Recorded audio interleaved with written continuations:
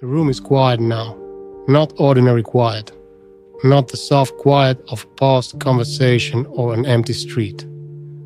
This is a deeper quiet, a heavy quiet, the kind that settles over walls, presses into the ceiling and wraps itself around the edges of your bed like velvet darkness. And yet inside you there is no quiet at all. Inside you there is movement. Your chest is tight, as if some invisible hand has drawn a cord around your ribs and pulled. Your jaw is locked in a battle you did not consciously begin. Your tongue rests too rigidly against the roof of your mouth. Your shoulders are not resting. They are bracing, even now, even here, even in the dark. Your hands may be still, but they carry the memory of gripping conversations, gripping outcomes, gripping fears, gripping the shape of tomorrow as if your fingers could command it to obey. Your breathing is shallow, almost suspicious. The body knows when the mind is at war, even when the world outside the window is silent. So lie here for a moment and notice it. Notice the way the mattress is trying to hold you, while your body resists being held. Notice the tension around your eyes, as though even sleep must be watched, managed, negotiated with. Notice how the room offers sanctuary, but the false self refuses to enter. Because the noise is not in the room, it is in the ego. It is in the anxious self that believes it must remain on guard. That something terrible will happen if it stops rehearsing, stops calculating, stops anticipating, stops defending. It believes vigilance is survival. It believes tension is intelligence. Challenge believes fear is preparation. But what it has really built is a prison. And tonight, in this darkness, you can feel the bars of it in your own body. The tight chest, the white-knuckle nervous system, the pulse that beats too loudly against the pillow, the subtle panic hiding beneath stillness. This is what anxiety often is beneath all its costumes, the body carrying a burden the soul was never designed to hold. So do not look away. Do not distract yourself. Do not run from the sensation. Feel it clearly. Feel the finite self trying to hold an infinite weight, and feel how exhausted it has become. The diagnosis of the false good. Why are you awake? Not merely because you drank too much coffee, not merely because the day was long, not merely because your mind is active. You are awake because the ego has made a throne out of temporary things and then chained your peace to them. You are awake because the false self has convinced you that your safety lies in control of the future, control of people's opinions, control of money, control of health, control of timing, control of loss, control of what was never fully yours to command in the first place. This is the false good, the illusion that if you can just manage enough variables, say the right words, avoid the wrong outcomes, predict the next disappointment, build enough security, earn enough approval, prevent enough pain, then finally your body will release its guard and let you rest. But it never happens, because the ego is not satisfied by control. It is addicted to it, and whatever it worships, it can never stop fearing. If it worships status, it fears humiliation. If it worships wealth, it fears loss. If it worships health, it fears decline. If it worships relationships, it fears abandonment. If it worships plans, it fears interruption. If it worships itself, it fears the entire world. That is why the false self is always trembling beneath its masks. It is built on attachment to what is fragile, finite, passing, and unstable. It wraps its fingers around dust and then cries when dust slips through. You call it worry, but beneath worry is attachment, and beneath attachment is forgetfulness. Forgetfulness of who is truly in command. Forgetfulness of who sustains the stars without strain, who turns the night into sanctuary, who permits hearts to beat and lungs to rise and fall without your supervision. The anxious ego forgets all of this. Then it behaves as though the world depends on its tension, as though tomorrow will collapse if it stops clenching, as though the fate of the universe rests inside its tight jaw and narrowed breath. What arrogance, what terror, what misery. The false self is not evil because it is loud. It is dangerous because it is persuasive. It whispers that your suffering is proof of your responsibility. It tells you that if you stop obsessing, you are being careless. If you stop fearing, you are being naive. If you surrender, you are losing. But look at what this false good has produced in you. A body in bed that cannot feel the bed. A room full of silence that cannot reach your mind. A night designed for restoration that feels like interrogation. The ego promised safety. It delivered exhaustion. The ego promised certainty. It delivered dread. The ego promised mastery. It delivered a clenched chest in the dark. And now, here you are, paying for the illusion with your nervous system, the profound philosophical pivot. Now let the piercing light of wisdom enter the room. Let the wise seeker speak what the ego cannot bear to hear. You cannot control the world because you were never meant to.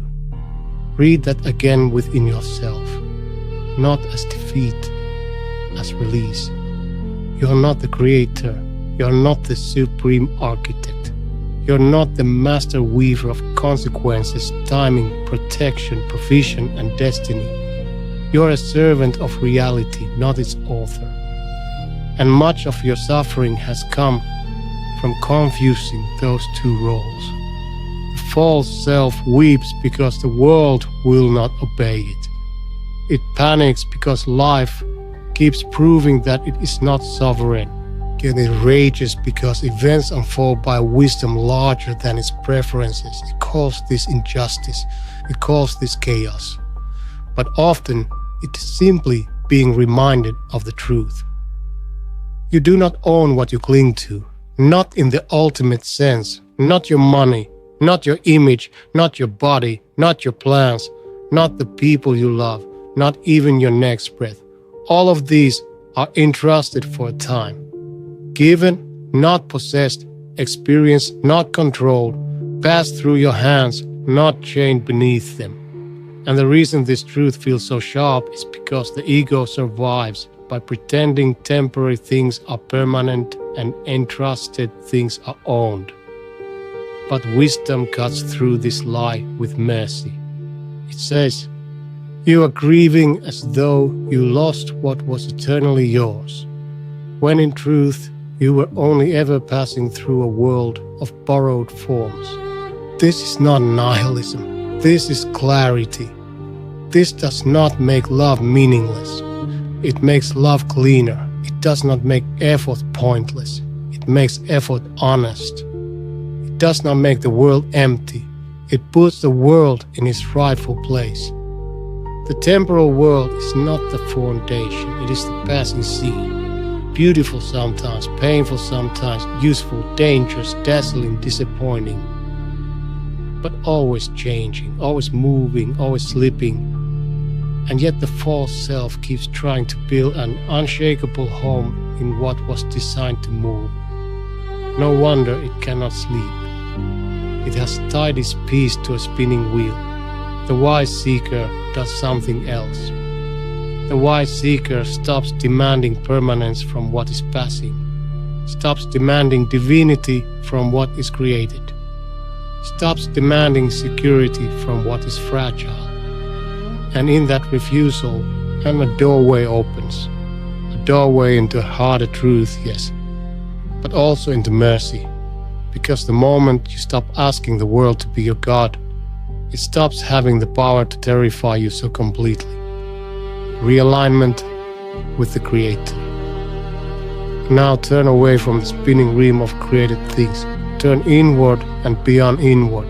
Turn toward the One, toward the Source, toward infinite intelligence, toward the One who does not tremble, does not rush, does not forget, does not miscalculate, does not sleep, does not lose control for even a fraction of a second. The world is in motion. The Creator is not. Your circumstances change. Providence does not falter. Your thoughts raise. Divine decree remains absolute. You stand inside a reality upheld every moment by a will greater than your fear. And this is where the body begins to soften, not when it finally understands every event, but when it remembers who holds every event. The ego stares at the future and sees 1,000 threats. Wisdom looks at the same future and says, it is already known by the One. The ego trembles over provision. Wisdom remembers the provider. The ego trembles over timing. Wisdom remembers the author of timing. The ego trembles over outcomes. Wisdom remembers the One who writes outcomes with perfect measure. There is profound relief in this if you are willing to accept it. Not relief for the ego. It hates this truth. It hates dependence. It hates surrender. It hates admitting that peace does not come from domination, but from alignment. But your deeper self, the part of you that is tired of carrying thunder in its chest, already knows. It knows that the created world is too unstable to be the anchor of your heart. It knows that no amount of calculation can equal providence. It knows that the One who governs galaxies without fatigue can govern your unfinished life without your panic. So let that truth descend. Let it descend past the forehead, past the clenched teeth, past the throat, into the chest, into the gut, into the fists, into the places where fear has made a nest. You're not falling into randomness. You're resting beneath decree. You're not abandoned in chaos. You're held inside a design too vast for the ego to map. You do not need to become infinite. You only need to lean upon the infinite. And this is the great realignment, away from self-worship disguised as worry, away from control disguised as responsibility, away from panic disguised as preparedness, and back toward reality, back toward humility, back toward dependence on the One who never fails. The physical act of surrender. Now let the philosophy enter the flesh. Open your hands, not metaphorically, literally. Uncurl the fingers. Let the palms rest open as though you are finally admitting that grasping has not saved you. Feel the difference between gripping and receiving. Let your jaw unclench. Gently. There is no victory hidden in your teeth. Let the tongue drop from the roof of your mouth. Let your shoulders descend away from your ears. They were never meant to hold up your entire life. Feel the mattress beneath you. Really feel it. Its steady support, its quiet permission, its refusal to demand anything from you. Let your spine stop arguing with gravity. But let your hips sink. Let your knees soften. Let the muscles around your eyes loosen, as if you are no longer posed as a god at the gate of tomorrow. Take one slow breath in, not to conquer the body, just to meet it. And let the exhale leave the body like a confession. Another breath in. And as you exhale, imagine setting down a heavy suitcase you have dragged for years. A suitcase full of unfinished conversations, unanswered questions. Imagine disasters, regret, pride, comparison, fear, control. Set it down. The ego will tell you this is dangerous, that if you do not keep carrying it, something will be missed, something will break, something will sneak up on you. But the truth is simpler. The luggage is not protecting you, it is crushing you. So drop it. Let the bed hold what your ego insisted on holding alone. Let the room witness your surrender. Let the night become a sanctuary instead of a courtroom. You do not have to solve your life tonight. You do not have to mentally patrol every possibility. You do not have to earn rest by finishing the impossible task of controlling what was never yours. Surrender is not collapse, it is accuracy. It is the body finally agreeing with the soul that the Creator is the Creator and you are not. Now breathe again, longer out than in, and feel how the body, when told the truth, begins to believe it. The chest loosens, the throat opens, the forehead cools. The hands become warm and empty, and in that emptiness there is dignity. Because empty hands can finally receive peace. The descent into sleep. Now the room changes, not because the walls have moved, and not because the darkness has lessened, but because you are no longer fighting it. The night is not your enemy. The quiet is not accusing you. This room is a sanctuary now, a place beneath the gaze of the One, a small and hidden chamber where the false self grows tired, where the noise begins to lose its authority, where the heavy machinery of worry finally powers down. Outside this room, the world continues its restless turning. Ambitions rise and fall. Markets shift. People misunderstand one another. Plans unfold and plans collapse. The temporary world keeps moving at its usual feverish speed. But here, on this bed, you do not need to chase its spinning rim. You have stepped away from it. You have turned toward stillness, toward the unmoving center, toward the source. And now the body understands what the ego resisted. There is immense relief in giving up the fight. Immense relief in no longer pretending to be self-sufficient. Immense relief in no longer worshipping the fragile. You are allowed to be carried, not by the universe as a god because it is not a god, but by the decree of the One who made the universe and all that moves within it. By providence, by mercy, by the steady, silent command of the Supreme Architect who never loses what he sustains. So feel the heaviness now, not the heaviness of dread, the heaviness of release, the good heaviness, the sacred weight of exhaustion finally being allowed to become sleep. Let it pull at your eyelids, let it warm your limbs, let it spread through you like a deep tide moving through dark water. There is nothing more to prove tonight, and nothing more to hold, nothing more to rehearse, nothing more to defend.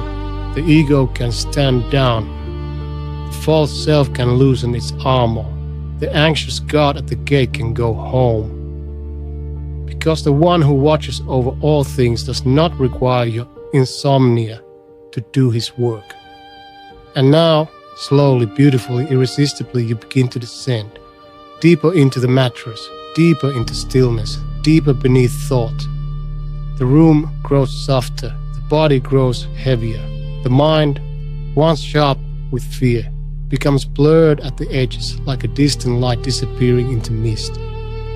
And there is peace here, a real peace, not the brittle peace of solved circumstances, not the temporary peace of distraction, but the profound peace of rightful surrender, the peace of a finite being no longer pretending to be infinite, so the peace of a servant resting beneath the care of the One. So let go now, completely. Let the final grip dissolve. Let the final resistance melt. Let sleep come like a vast, merciful curtain falling across the stage of your thoughts. Dreamless, deep, unburdened. And as you sleep beneath it, know this. You are safest not when you control everything, but when you finally stop trying to replace the One who already does. On loss, detachment, and the mercy hidden in what leaves. There is another reason the body refuses sleep. Another reason the chest remains heavy long after the room has gone silent. It is not always the fear of what might happen. Sometimes it is the grief of what already did. Sometimes what keeps you awake is not tomorrow. It is what left. A person, a season, a certainty, a version of yourself, and a door that closed and did not reopen. A dream that seemed almost written for you until it was taken apart in your hands. And now the ego lies in the dark, replaying the departure like a sacred wound. It asks the same questions in 100 different forms. Why did it go? Why did it change? Why was it given if it would be removed? Why did I love it if I could not keep it? Why did I build around it if it was never meant to stay? And beneath all of those questions is the one question the false self can barely admit. How am I supposed to rest in a world where everything I touch can vanish? So tonight, let us not flee from that ache. Let us enter it carefully. Let us bring the lamp of ancient wisdom into the chamber of loss. Because much of what you call anxiety is actually grief that never found language. It turned physical instead. It became the locked jaw, the exhausted eyes that still cannot sleep, the throat that feels thick at night, the pressure in the sternum, the stomach that tightens when the room grows too still. The body often carries sorrow long after the mind has become too proud or too frightened to name it. And loss does something devastating to the ego. It exposes its lie. The ego wants possession. It wants permanence. It wants guarantees written into temporary things. It wants to love without vulnerability, to build without collapse, to receive without ever returning, to hold without ever loosening its grip. But the created world was never designed to obey that fantasy. Everything in it bears the mark of finitude. Everything in it is passing through form, time, and change. The flower opens and folds. Some in the body strengthens and weakens. The face matures and fades. Children grow away from the arms that once carried them. Health rises, stumbles, recovers, declines. Loved ones arrive like gifts and leave like lessons. The world itself is a procession of arrivals and departures. And the ego cannot bear this. Because it does not want relationship, it wants ownership, it does not want gratitude, it wants entitlement, it does not want to receive with humility, it wants to possess with certainty. So when something leaves, the false self collapses into outrage or despair. It says, this should not have happened, this was mine, this was supposed to stay. But listen carefully, much of human suffering begins when the ego calls mine what was only ever entrusted. That is a hard sentence, but it is full of mercy. Because as long as you believe you are the absolute owner of what passes through your life, every loss will feel like the mutilation of your identity. Every departure will feel like an assault on your very being. Every ending will feel like proof that reality is cruel and unstable. And your body will remain on alert, terrified to love, terrified to trust, terrified to sleep. Why? Because if the world is your God, then every loss is an apocalypse.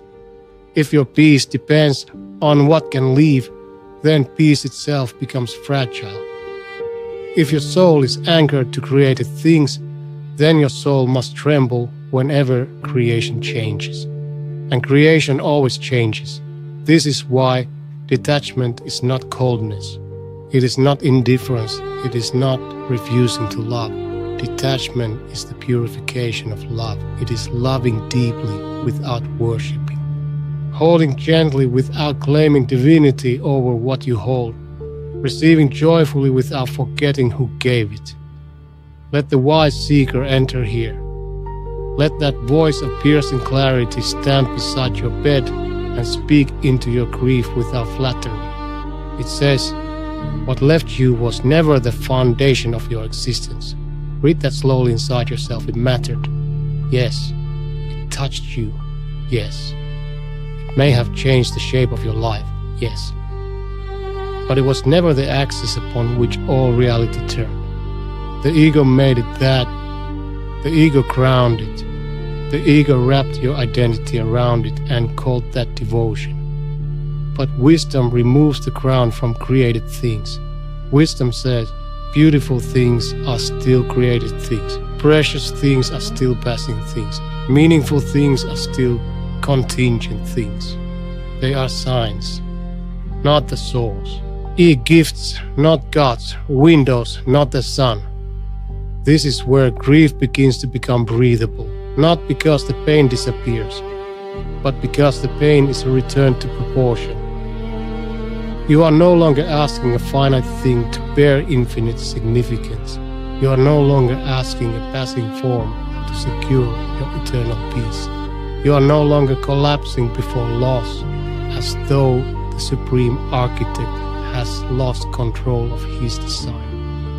And here is the profound realization the ego resists with all its strength. Sometimes what leaves your life is not proof of abandonment. Sometimes it is proof that your heart was becoming attached to shadows more than to the one who cast the light. This is not cruelty. It is mercy in a form the false self does not enjoy. The ego loves gifts more than giver, forms more than meaning, possession more than dependence. Years of providence, in its severe tenderness, sometimes removes what your heart had begun to treat as ultimate. Not always because the thing was evil, often because your attachment was becoming disordered. The thing may have been good, very good, but your heart began to lean on it with a weight it could not bear. And what cannot bear divine weight will eventually crack under it. This is why detachment is liberation, not the liberation of becoming numb, the liberation of remembering what belongs where, the Creator above all, the world beneath him, the gifts appreciated, the heart anchored only in the one. Can you feel how different that is in the body? The ego says, if I lose this, I am destroyed. Wisdom says, if I lose this, I grieve, but I am not destroyed because my root is deeper than the thing that left. That the ego says, I cannot survive this ending. Wisdom says, I can survive what breaks around me if I am tied to what does not break. The ego says, I need guarantees before I can rest. Wisdom says, I need trust in the one who writes all endings and beginnings with perfect knowledge. This is the pivot. And it is not abstract, it is somatic. Because the body does not soften when you recite philosophies you do not believe. It softens when truth becomes more convincing than fear. So now let truth descend again. Let it descend into the places where loss has hardened you, into the throat that still holds unshed words, into the jaw that clenches against old conversations, into the chest that braces against the possibility of more leaving, into the hands that grip people, outcomes, and memories too tightly because they cannot bear another emptiness. Tell the body gently, you do not need to grip what is already written. You do not need to exhaust yourself trying to freeze a moving world. You do not need to keep vigil over every beloved thing as though your anxiety is the wall that protects it. There is one who protects. There is one who decides. There is one who gives and takes with wisdom beyond your horizon. This does not erase sorrow, but it places sorrow inside a larger reality, and that larger reality is the only reason sorrow does not swallow you whole. Now turn more fully toward the Creator, not toward created things as substitutes, not toward memory as a sanctuary, not toward nostalgia as a religion. Turn toward the One, The one who was present before what you loved arrived. The one who remains after what you love departs. The one whose being does not increase when you gain and does not diminish when you lose. The one who is not shaken by the movements that shake you. Look at the difference. Everything in the world rises and falls. The one remains. Everything in the world appears and disappears. The one remains. Everything in the world can be withheld, withdrawn, altered, interrupted. The one remains. If your heart anchors there, then loss still hurts, but it no longer annihilates, because you're no longer hanging over the abyss by a rope tied to temporary things. You are rooted in the absolute. And now the practice of surrender must enter the body again. So feel the bed beneath you. Feel where grief still lives, perhaps in the sternum, perhaps behind the eyes, or perhaps in the back of the neck, perhaps in the belly. Do not fight the sensation, meet it. And then begin to loosen. Unclench the jaw once more. Relax the muscles around the mouth. Let the forehead widen. Let the shoulders drop deeper into the mattress. And most importantly, open the hands, because grief often hides in the fist. The body says what the soul cannot articulate. If I hold tightly enough, perhaps nothing else will leave. But open the hands anyway. Let the palms face upward. This is one of the oldest gestures of surrender, one of the oldest gestures of truth. Hands that confess, I receive, but I do not own. I love, but I do not control.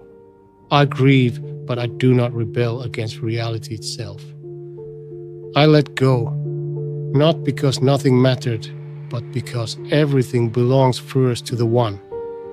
Stay there for a moment, open-handed, breathing softly, and imagine that every exhale is the release of one hidden contract the ego secretly wrote with the world. This person must stay. This opportunity must remain. This body must never age. This season must never end. This version of my life must be preserved. Let each exhale tear one contract in half, not violently, cleanly, mercifully, because those contracts were never honored by reality. They were fantasies of the false self, and they have cost you enough. Now say inwardly, with whatever language your soul can bear, what comes, comes by permission. What leaves, leaves by permission. What remains, remains by permission.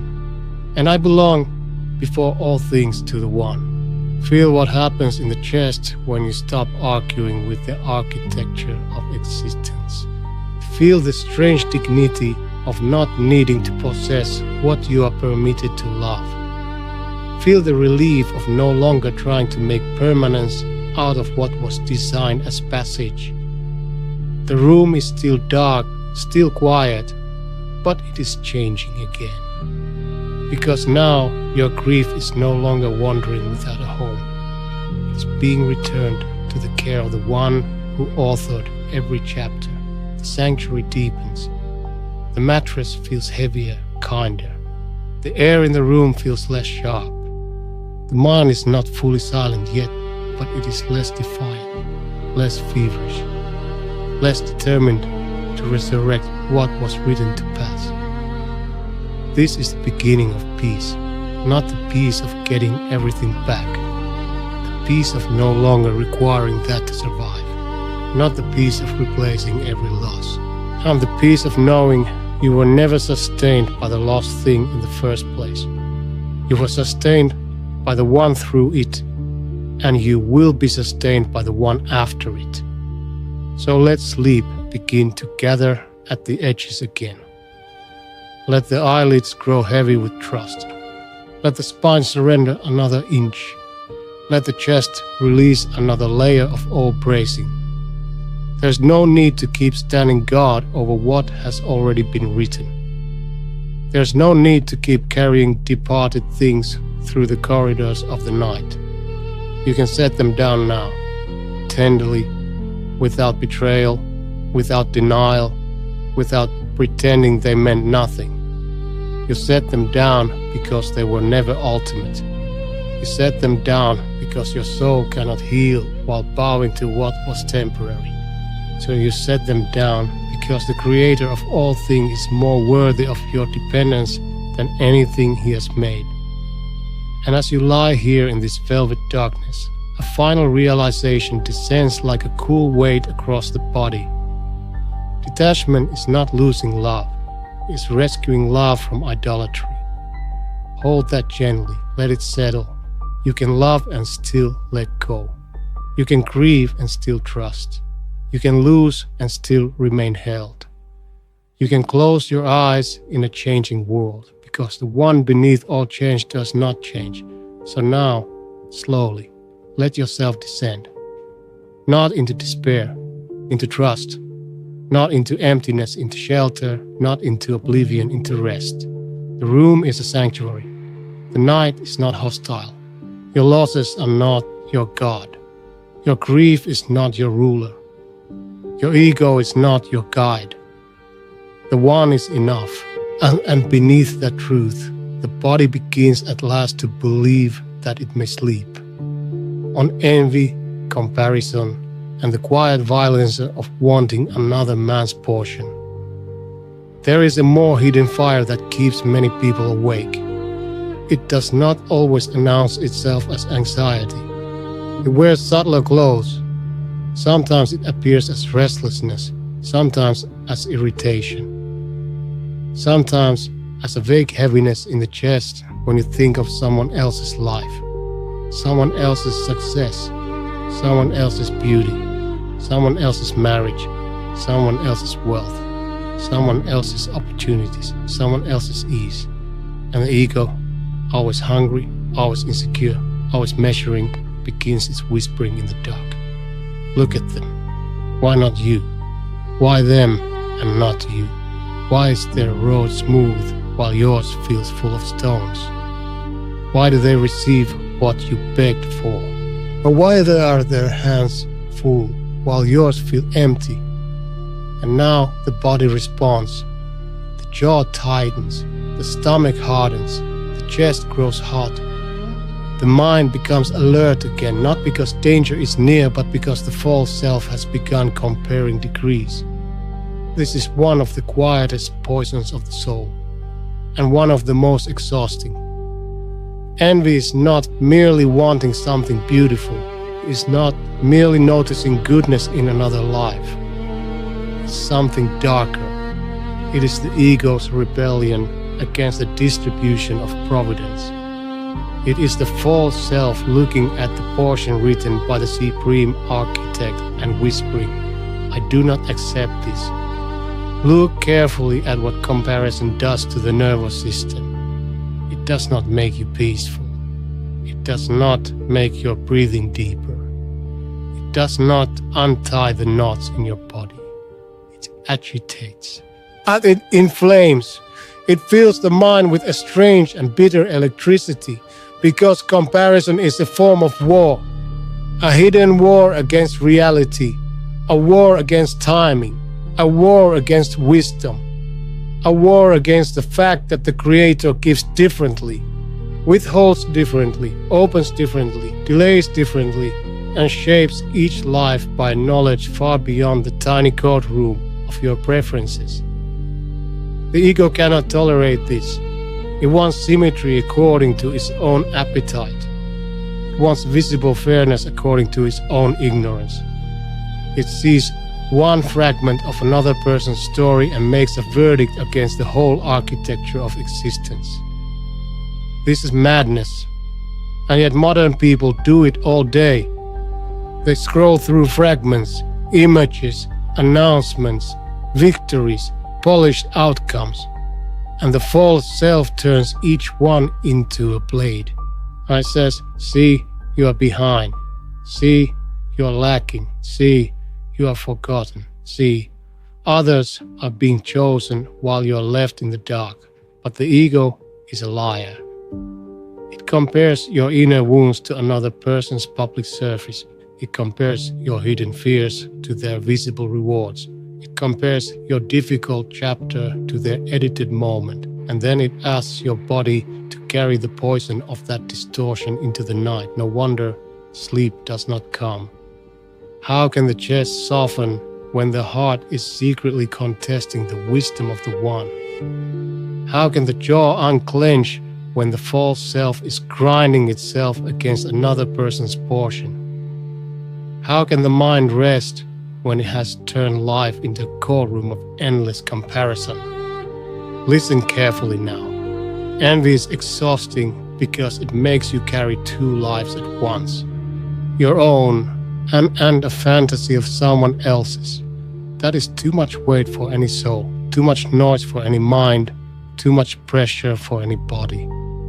So the wise seeker enters the room again.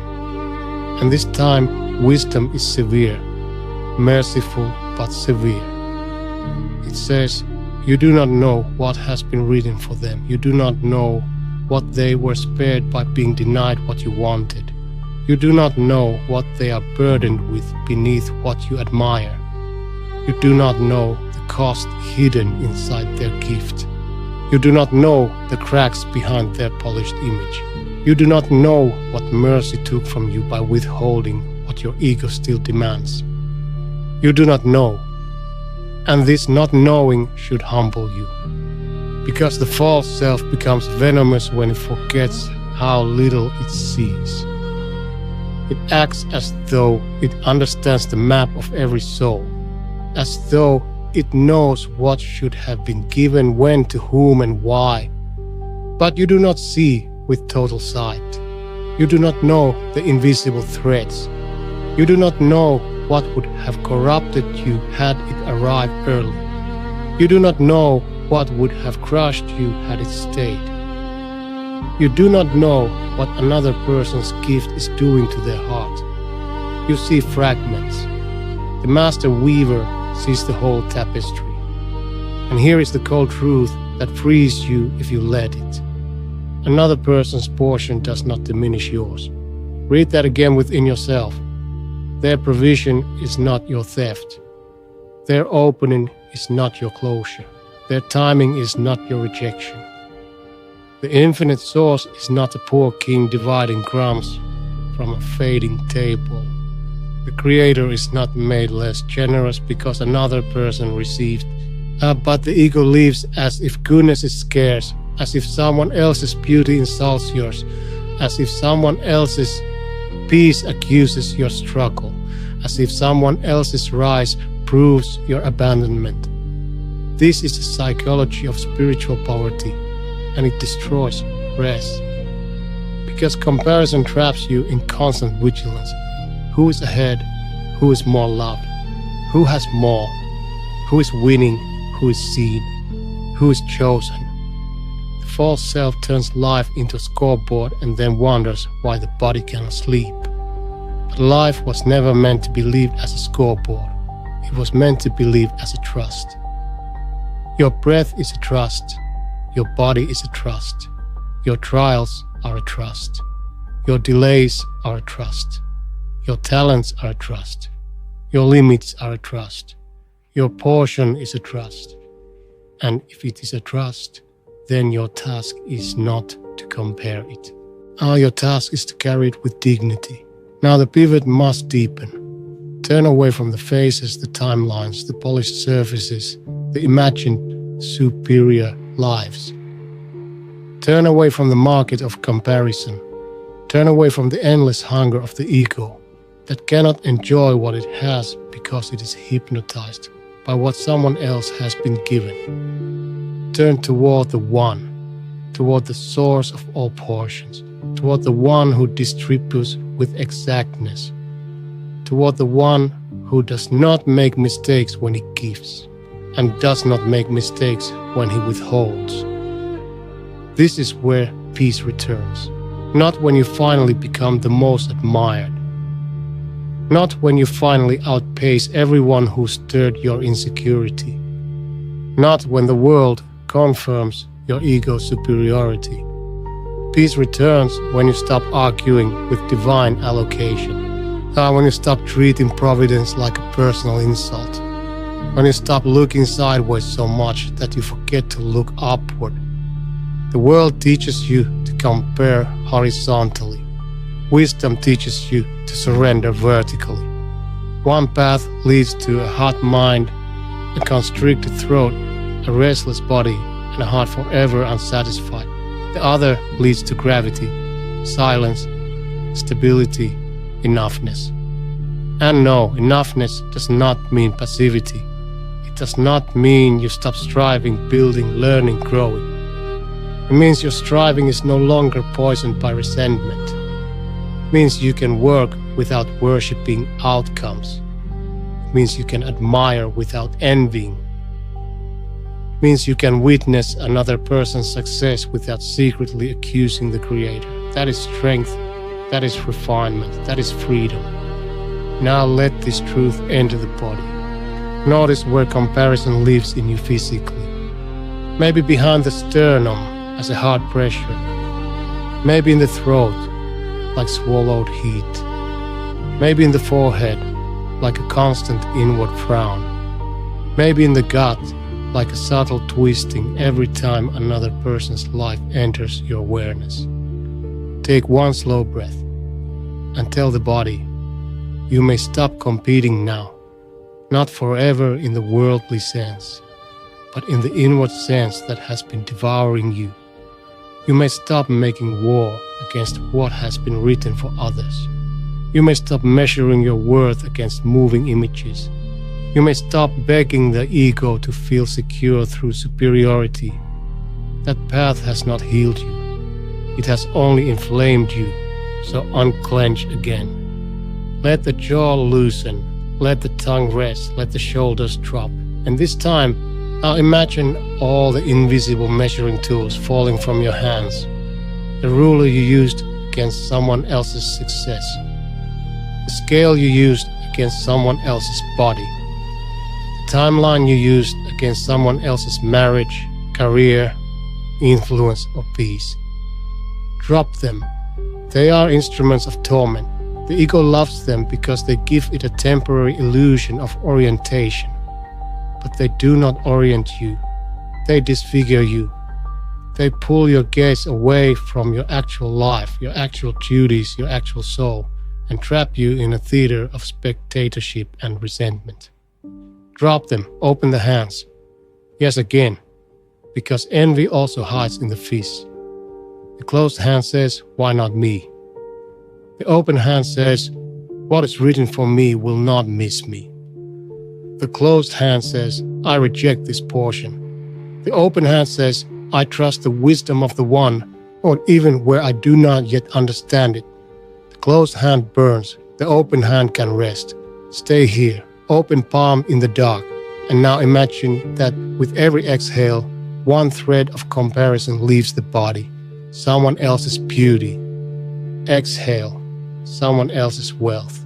Exhale, someone else's opportunities. Exhale, someone else's recognition. Exhale, someone else's timing. Exhale, let those images pass through without nesting in you. They were never meant to become tenants in your chest. They were never meant to rule the atmosphere of your soul. And now a deeper realization arrives, a frightening one to the ego, a relieving one to the weary heart. If the Creator gave you exactly what another person has, but without preparing your soul for it, it might destroy you. And there are gifts that are mercies for one person and tests that would ruin another. There are delays that feel like punishments, but are actually protections. There are absences that feel humiliating, but are secretly training. There are portions that look small from the outside, but contain the exact architecture your soul requires. You do not know enough to envy with intelligence. That sentence alone should calm you. You do not know enough to resent providence wisely. You do not know enough to compare without arrogance. So be still. Let the burden of trying to judge the distribution of reality leave you. It was never your seat. It was never your authority. It was never your burden to carry. Your burden is simpler. Purify your heart. Carry your trust. Work with sincerity. Receive with gratitude. Bear delay with dignity. And leave the allocations to the one who sees all hidden consequences. Can you feel the room becoming gentler now? The mind less sharp. The body less defensive.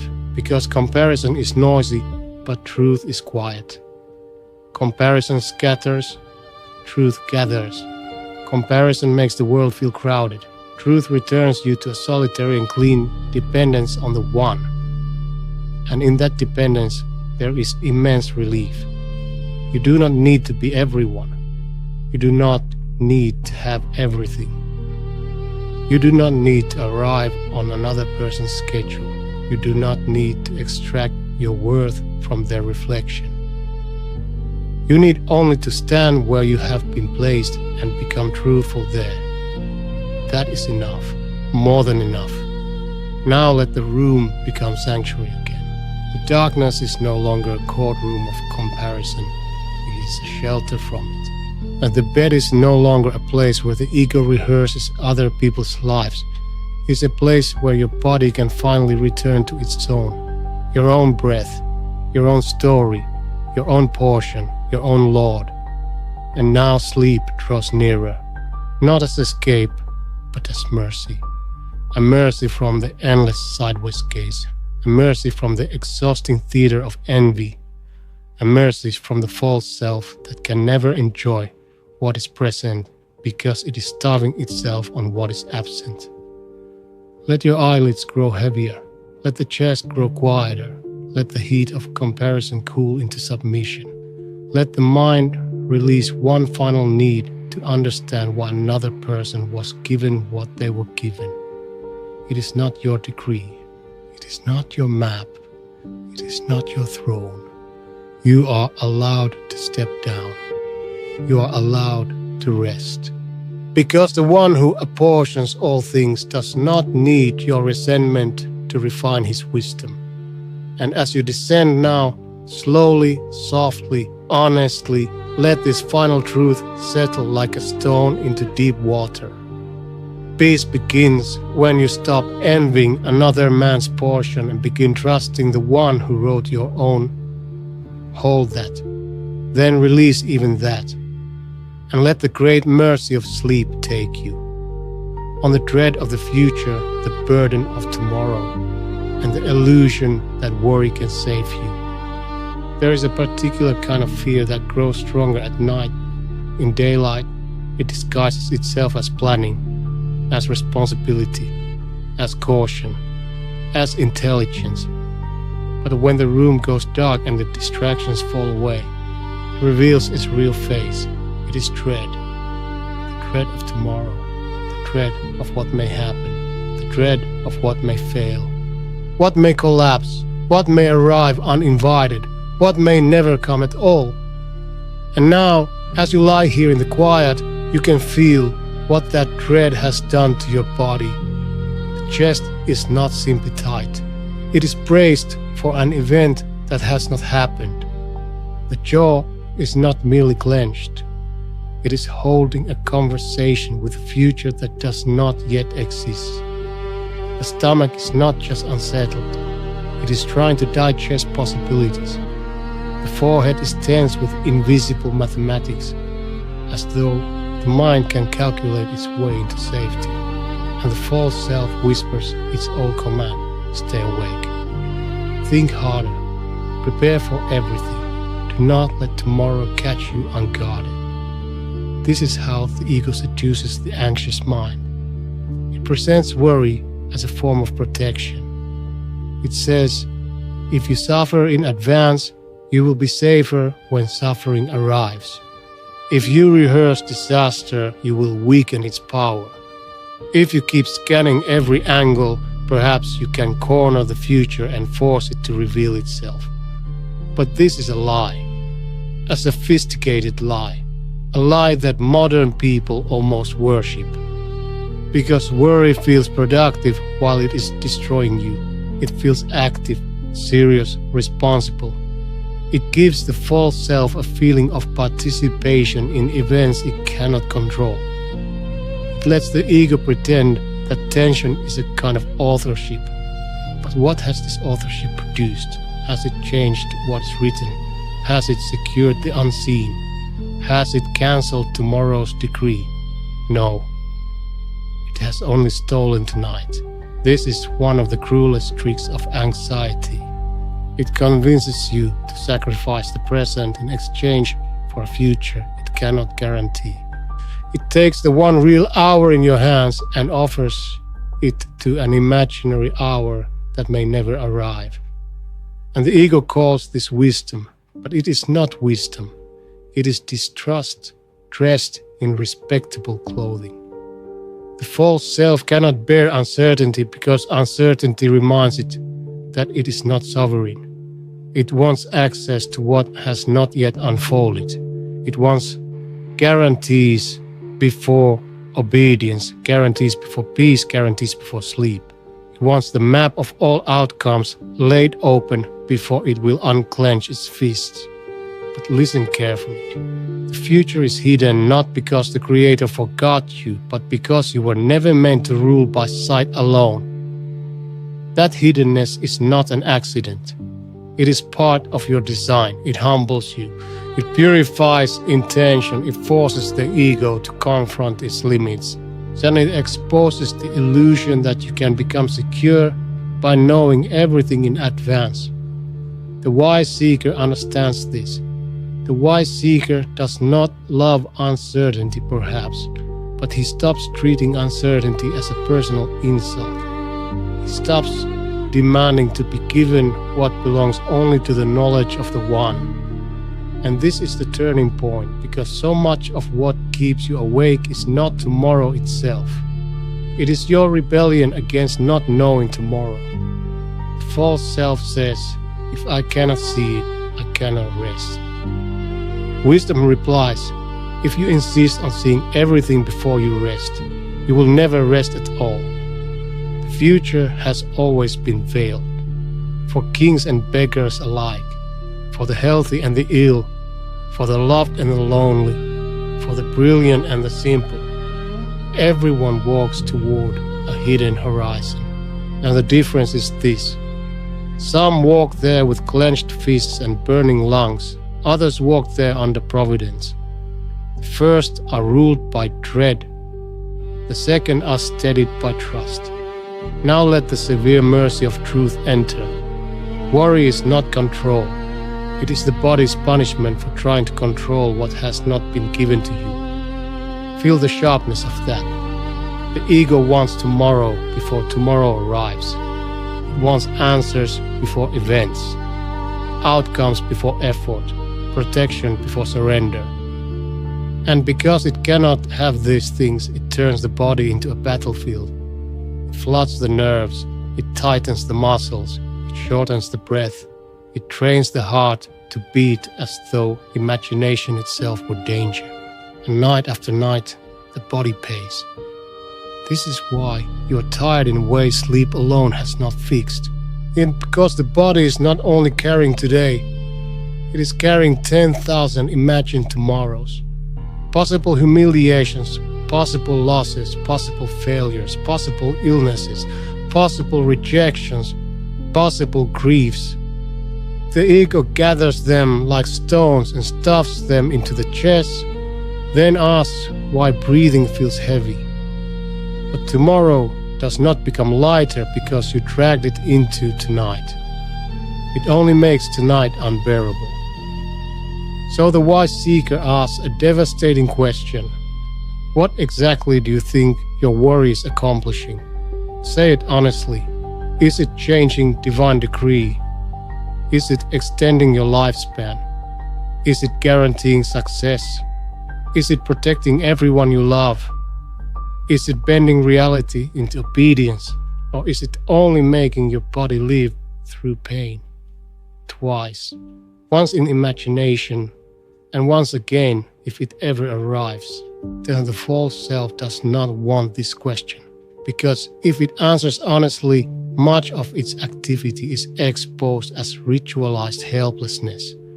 motion without power, noise without authority, suffering without benefit. This is why the ego is addicted to worry. Not because it works, because it makes powerlessness feel busy. But the Creator did not ask you to be busy with dread. He asked you to be faithful with what is in front of you. This moment, this breath, this duty, this prayer of the heart, this small surrender in the dark.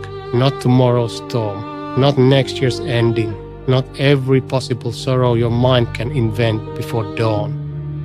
You were not built to carry existence in bulk. You were built to receive it moment by moment from the One. And that is where the realignment begins. Turn now away from the hallucinated future, on away from the inner cinema of catastrophe, away from the false self-writing scripts for disasters it cannot prevent. Turn toward the Creator, toward the knower of what has not yet happened, toward the One for whom tomorrow is not a mystery, toward the One who already sees the road, the bends, the shadows, the openings, the losses, the rescues, the endings, the mercies hidden inside the things you would have feared. This is where the chest begins to loosen, because you were never meant to know what only the One knows, and your peace was never supposed to depend on stealing that knowledge. The future is safe with the One. Safer there than in your calculations. Safer there than in your dread. Safer there than in your insomnia. The ego says, I must hold tomorrow in my mind or it will fall apart. And wisdom says, tomorrow is hell already, and far more perfectly than your anxious mind could ever hold it. Read that again inwardly. Tomorrow is hell already. The meeting you fear, the result you await, the illness you dread, the conversation you are avoiding, the uncertainty that hovers over your life like a dark bird. All of it is already inside the knowledge of the One, already beneath providence, already seen, already measured, already known in ways your finite mind cannot imagine. And if it is already known, already held, already written with perfect wisdom, then what is left for you tonight? Not mastery, not prediction, not omniscience, only surrender, only trust, only the humility of not forcing yourself into a throne that crushes whoever sits in it. Now bring this realization into the body and feel where the future has taken residence in your flesh. Maybe it is in the throat, where unsaid fears gather like smoke. Maybe in the diaphragm, where the breath keeps catching. Maybe in the belly, tight and cold. Maybe in the temples, where thought pounds against bone. Place your attention there gently, no violence, no forcing, only honesty. And now begin the physical act of release. Unclench the jaw. Again. Because the body keeps forgetting and truth must be repeated until the flesh learns it. Let the tongue rest. Let the space between your eyebrows widen. Relax the eyes inside their sockets as though you are no longer trying to look down rows that have not yet opened. Drop the shoulders. Feel the mattress carrying your back. Open the hands. Always the hands. Because the anxious self makes fists around invisible tomorrows. Open them now. Let the fingers uncurl one by one. And imagine that in each palm lies a future you have been trying to control. In one hand, your provision. In the other, your protection. In one hand, the people you love. In the other, your unfinished plans. And now, in the sanctuary of this dark room, offer both hands upward in inward surrender. Not because nothing matters, but because everything matters too much to be left in the custody of your fear. Say inwardly slowly, I release what has not yet come. I release what I cannot see. I release what I cannot force. I release what belongs to the knowledge of the One. and with every exhale, feel another thread loosen. The imagined conversation, exhale. The feared diagnosis, exhale. The uncertain income, or exhale. The hope for outcome, exhale. The unfinished plan, exhale. The possible disappointment, exhale. Notice how the body responds when it is no longer commanded to carry time that has not arrived. It softens, perhaps only a little, but little is enough, because peace does not always enter like thunder. Sometimes it enters like a lock quietly opening. Now a deeper truth comes, one the ego hates because it destroys its theater.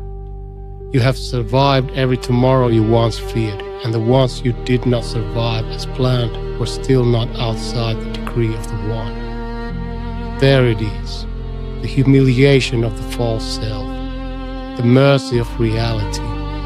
How many nights did you spend suffering over futures that never arrived? How many times did your body brace for outcomes that dissolved by morning? How many times did the dread itself wound you more than the thing you feared? And even when difficulty did come, real difficulty, sharp and undeniable, you were not outside the care of the one. You were not outside providence then. You are not outside providence now. So why this endless attempt to become your own God through vigilance? Why this devotion to an anxiety that has never once become omnipotent? Let that question quiet you. Let it put the ego back into proportion. You are not the keeper of the unseen. You are not the engineer of destiny. You are not required to deserve peace by first solving the future. You are a finite being in a dark room, under the care of the infinite. That is enough, more than enough. Now the room becomes sanctuary again. So the darkness no longer feels like an empty abyss waiting to reveal tomorrow's threats. It becomes a veil of mercy, a place where sight is reduced so trust can grow. The bed becomes more than furniture. It becomes permission. Permission to stop monitoring what has not yet happened. Permission to stop sacrificing your nervous system to possibilities. Permission to be small beneath the vastness of the one. And with that permission, sleep draws closer. The eyelids thicken. The breath lengthens. The chest, once armed for battle, begins to understand that it is allowed to stand down. You do not need to drag tomorrow into this room. It will arrive at its appointed hour, whether you panic or not. And when it arrives, it will arrive under the same Lord who governs you now.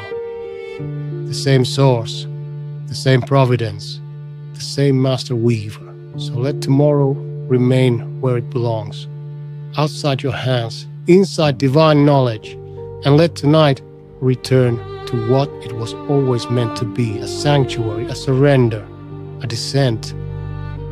Now sink deeper, deeper into the mattress, deeper beneath the noise, deeper into that heavy velvet stillness where the ego grows tired of its own rehearsals. There is nothing left to solve here, nothing left to predict, nothing left to patrol. Only this final realization descending with immense relief through the chest, the throat, the hands, the spine. Worry has never been your shelter. The one has.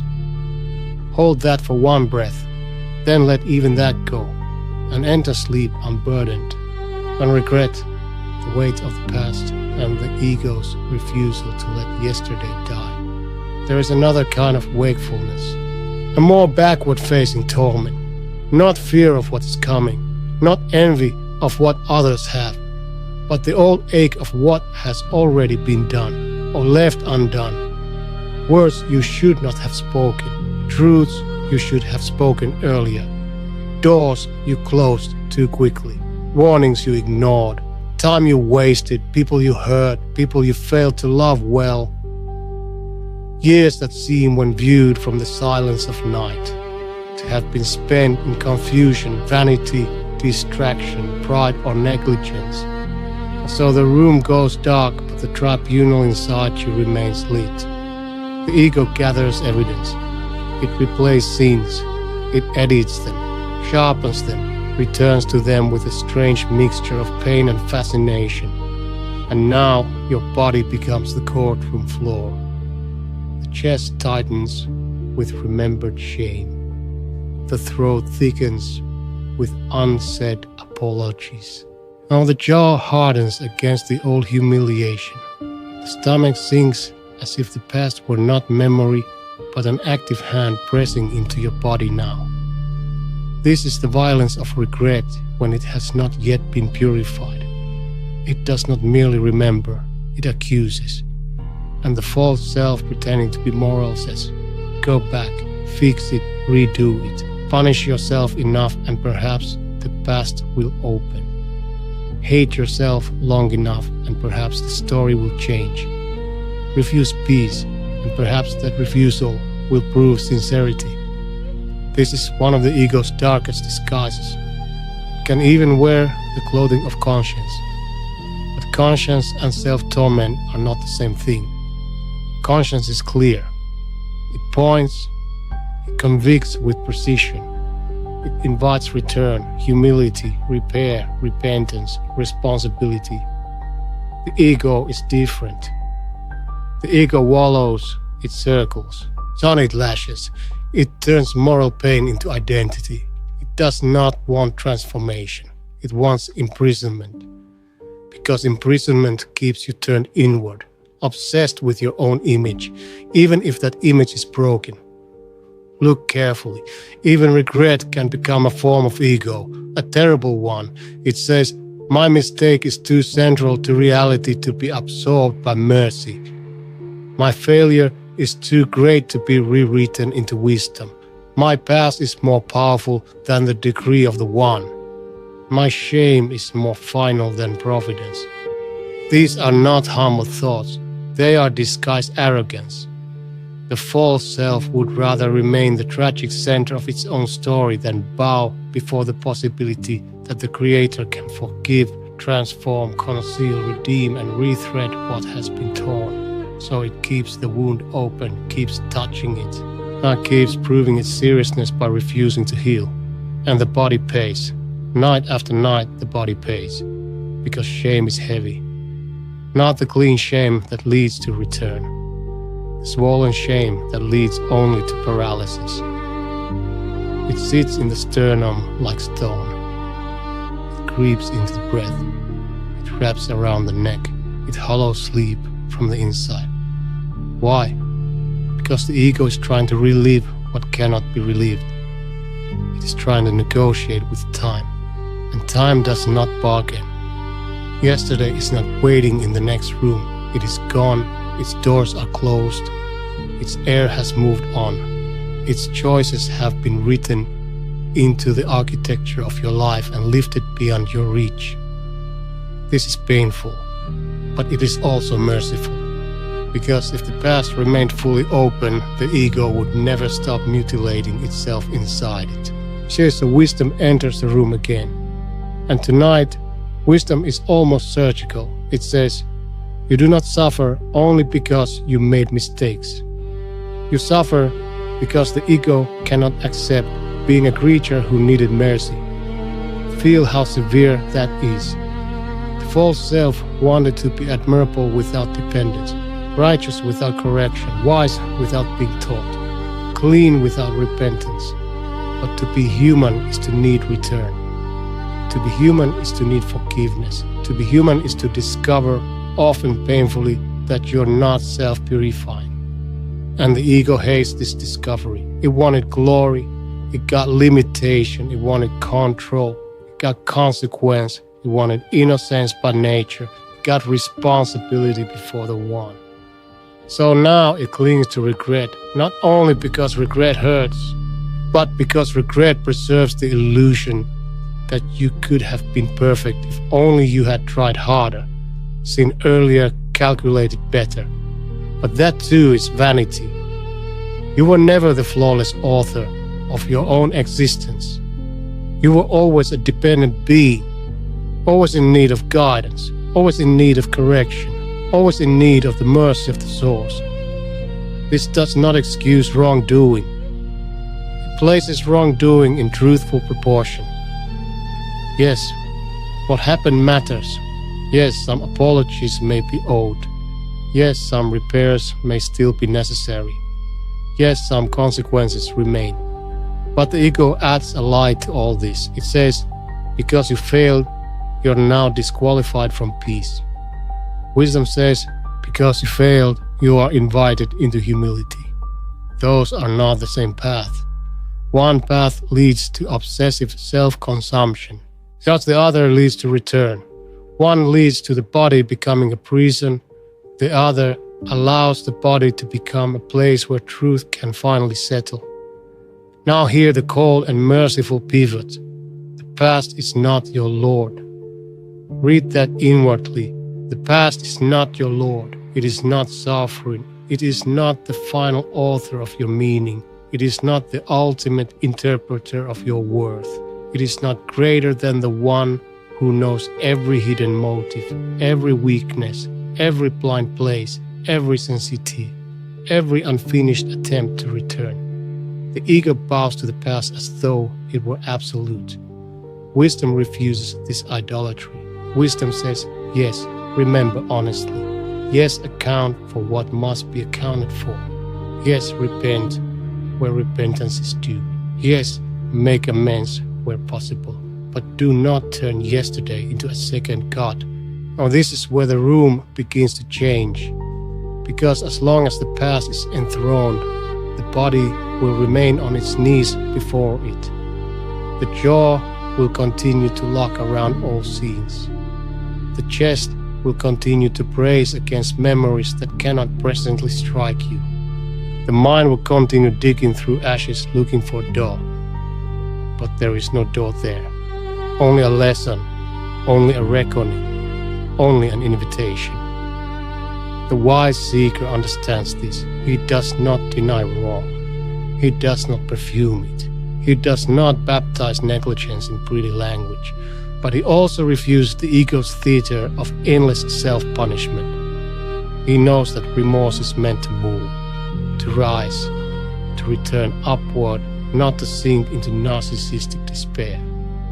So now turn toward the Creator again, toward the one who is not trapped in your timeline, toward the one whose knowledge contains your past without being threatened by it, toward the one who saw you in your ignorance before you understood yourself, who knew your weakness before you named it, who permitted your life to continue not because you were spotless, but because His mercy was never dependent on your illusion of self-sufficiency. There is great relief here if you let it enter. The Creator is not surprised by what you are remembering tonight, not the mistake, not the shame, not the contradiction, not the years you think were wasted, not the wound you caused, not the wound you tolerated, not the version of yourself you now grieve. He already knew, and still sustained you, already knew and still gave breath, already knew and still left open the path of return. That does not make sin small. It makes mercy vast, and mercy is precisely what the ego cannot stand, because mercy means you are not self-redeemed. Mercy means the final cleansing is not an achievement of your pride. It is a gift from the One. So let that realization enter the body now. You do not need to keep proving the seriousness of your regret by destroying your nervous system. You do not need to remain sleepless to demonstrate that you care. You do not need to crush your chest to validate your remorse. The One does not need your insomnia as evidence. He knows. He knows what you did. He knows what was done to you. He knows what you meant, what you denied, what you misunderstood, what you carried, what you broke, what broke you. He knows. And because He knows, you may stop performing omniscience for yourself in the dark. And now bring the truth into the flesh. Feel where the past is gripping you right now. perhaps behind the breastbone, perhaps in the belly, perhaps in the face, perhaps in the back of the neck, where all vigilance still sits like armor. Place your attention there gently, then unclench the jaw, slowly. Let the tongue soften. Release the forehead. Let the eyes rest in their sockets as if they are no longer being forced to watch old scenes on an endless loop. Drop the shoulders. Feel the mattress receive the weight of the body without questioning its history. Open the hands. Yes, again, because regret also hides in the fist. A closed hand says, I will hold the fragments and cut myself on them forever. An open hand says, I will account for what I must and release what I cannot rewrite. Open the palms now and imagine that in them lies one memory you keep returning to, not vaguely, specifically. The conversation, the betrayal, the wasted year, the mischance, the cowardice, the pride, the delay. Whatever it is, see it resting there, no longer fused to your ribs, no longer chained to your throat. See it in the hand, a thing, a serious thing perhaps, a painful thing, but no longer the whole of you. Now, with one long exhale, offer it upward, not to deny it, not to erase it, but to place it under a mercy and a justice greater than your self-hatred. Say inwardly, what can be repaired? Guide me to repair. What can be confessed? Guide me to confess. What can be learned? Guide me to learn. What cannot be changed? Teach me to release. And then breathe again. This is the beginning of truthful remorse. And not endless circling, not theatrical despair, but return. Direction, softened pride, a soul facing upward instead of endlessly inward. Can you feel the difference? The chest loosens a little. The throat opens. The body no longer feels like it must stand guard over the graveyard of old versions of you, because those versions are gone. And the one did not keep you alive to worship them. He kept you alive to return, to refine, to wake up, to become more truthful than you were before. This is why even regret can become mercy when surrendered. It breaks vanity, it shatters self-certainty, it teaches you your need. It humbles you enough to stop pretending you are self-made. But if you cling to it wrongly, it becomes poison. It turns you into a monument to your own failure. Do not become that monument. Become a servant who learned. Become a heart that softened. Become a being that finally understood that the path is not perfection but return. Now the sanctuary deepens. The room is no longer an interrogation chamber of yesterday. It becomes a place of release, a place where the soul lays down the false dignity of self-condemnation and accepts the harder dignity of humble dependence. The bed beneath you is steady, the darkness is gentle. The air asks nothing from you except honesty. And honesty now says, the past has spoken. I have heard what I needed to hear. I will not let the ego turn memory into a whip forever. That is enough for tonight. More than enough. Let sleep approach now, not as escape from accountability, but as obedience to proportion. You are not required to solve your entire history before dawn. You are not required to carry every former self on your back into the next day. You are not required to become pure by force of mental repetition. The one purifies, the one conceals, the one forgives, the one judges with a knowledge not distorted by panic or ego. So release the tribunal, release the witness stand, release the self-made sentence. Let the room return to silence. Let the body return to the mattress. Let the breath descend into its natural depth. And as sleep comes closer, let this final realization settle into the deepest parts of you.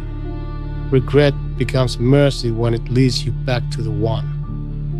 becomes poison when it keeps you trapped, worshipping your wound. Hold that for a moment, then loosen even that, and let yesterday die its proper death, so that you, at last, may sleep. Next thought for a second, the sixth vigil. On reputation, human approval, and the exhaustion of living inside other people's eyes. There is another prison that keeps the soul awake, a quieter prison, a more socially acceptable one. It does not always feel like vanity. Sometimes it feels like sensitivity, sometimes like caution, sometimes like dignity, sometimes like the understandable wish to be respected, understood, valued, and seen fairly. But beneath it, if you listen closely, there is often something far heavier. The fear of people, the fear of their opinions, their disappointment, their criticism, their misunderstanding, their rejection, their shifting loyalties, their praise when it comes, their withdrawal when it goes. And now, in the quiet of the room, after the voices of the day have gone silent, you can feel what living inside other people's eyes has done to your body. The chest is tight because it is still bracing for judgment. The throat is tense because it is still editing itself. The jaw is hard because it is still defending an image. The stomach is uneasy because it has become a storage place for everyone else's reactions. And even here, in the dark, the ego continues performing, still rehearsing, still explaining, still revising conversations, still trying to manage impressions long after the people themselves have gone to sleep. This is one of the strangest humiliations of the false self.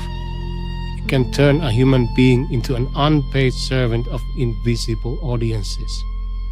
You lie in bed, but part of you is still in the room where you were criticized, still in the message that was not answered the way you hoped, still in the memory of how someone looked at you, still in the imagined future where your name is discussed in a tone you cannot control. And the body does what bodies do when the soul is overexposed to the gaze of others. It hardens, it guards, it stays half awake. Because the ego has made reputation into a false shelter. It thinks, if they approve of me, I'm safe. If they understand me, I can rest. If they admire me, I have weight. If they do not reject me, I still exist properly. But this is a devastating way to live, because people are unstable mirrors. They shift with mood, culture, insecurity, projection, envy, ignorance, limited information, and their own inner chaos. Some praise what should be blamed, some blame what should be honored. Some misunderstand the clearest things, and some idolize today and discard tomorrow. Some love only the version of you that entertains their ego. Some withdraw the moment truth costs them comfort. And yet the false self still begs them for a verdict, still says, tell me who I am. Tell me whether I am enough. Tell me whether I may sleep. What misery, what humiliation, what thin ice to build a soul upon. Listen carefully now. Whoever needs people to confirm his worth will become their hostage. Feel the severity of that. The ego does not merely enjoy praise, it starts feeding on it. And whatever feeds you begins to rule you. If praise feeds you, criticism will wound you like starvation. If admiration feeds you, invisibility will feel like death. If being understood feeds you, being misread will feel unbearable. This is why life inside other people's eyes is so exhausting. You are trying to build inner solidity out of moving weather. You're trying to extract permanence from hearts that change. You're trying to find a final home in the minds of creatures who do not even fully understand themselves. No wonder the body cannot rest. The false self is living in exile from reality. The wise seeker sees the trap. He understands that human beings matter, yes.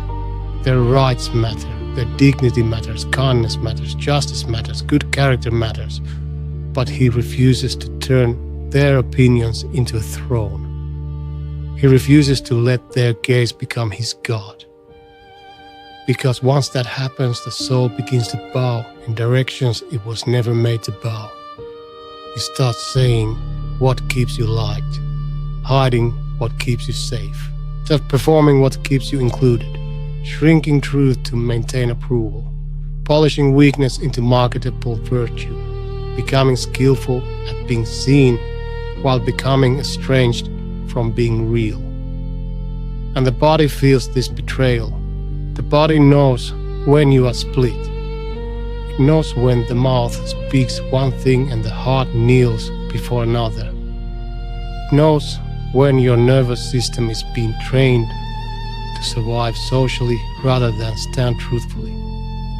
That is why you feel tired in a way sleep alone has not cured.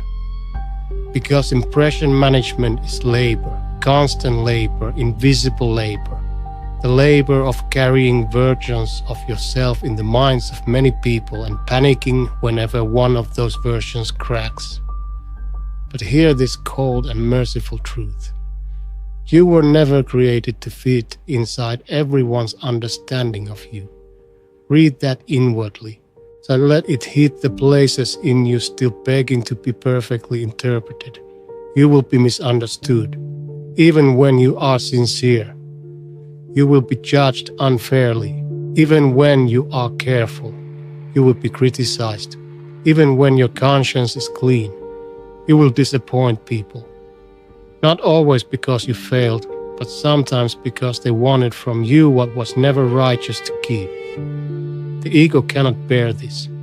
It wants a flawless social reflection, a reputation without distortion, a life beyond criticism. But this world does not offer that. Not to prophets, not to sages, not to the truthful, not to the kind, not to the wise. So why does the false self still imagine that universal approval is possible? Because it is still intoxicated by image, still trying to save itself through appearance, thus still worshipping the fragile power of being seen favorably by finite minds. Now the piercing light of wisdom must cut deeper. Human approval is too unstable to be your sanctuary. It comes and goes. It inflates and abandons. It dazzles and disappears. It can make a fool feel like a king and make a truthful soul feel worthless for a season. It is not a foundation. It is weather. And only a desperate ego builds a house out of weather. So turn now. Turn away from the courtroom of faces. Turn away from the imagined audience. Turn away from the addiction to being interpreted correctly by everyone. Turn toward the one, toward the Creator who sees without distortion, toward the Source who knows motive without your needing to explain it beautifully, toward the Supreme Architect who is not confused by rumors, so not manipulated by the appearances, not deceived by performance, not limited to fragments. This is where dignity begins. Real dignity, not the brittle dignity of reputation. The rooted dignity of being known by the One. There is immense relief here. You do not need to narrate yourself endlessly before the Creator. He already knows. He knows the words you swallowed, the intentions behind the awkward sentence, the sincerity beneath the clumsy action, the struggle beneath the silence, the wound beneath the defensiveness, the truth beneath the misreading. He knows.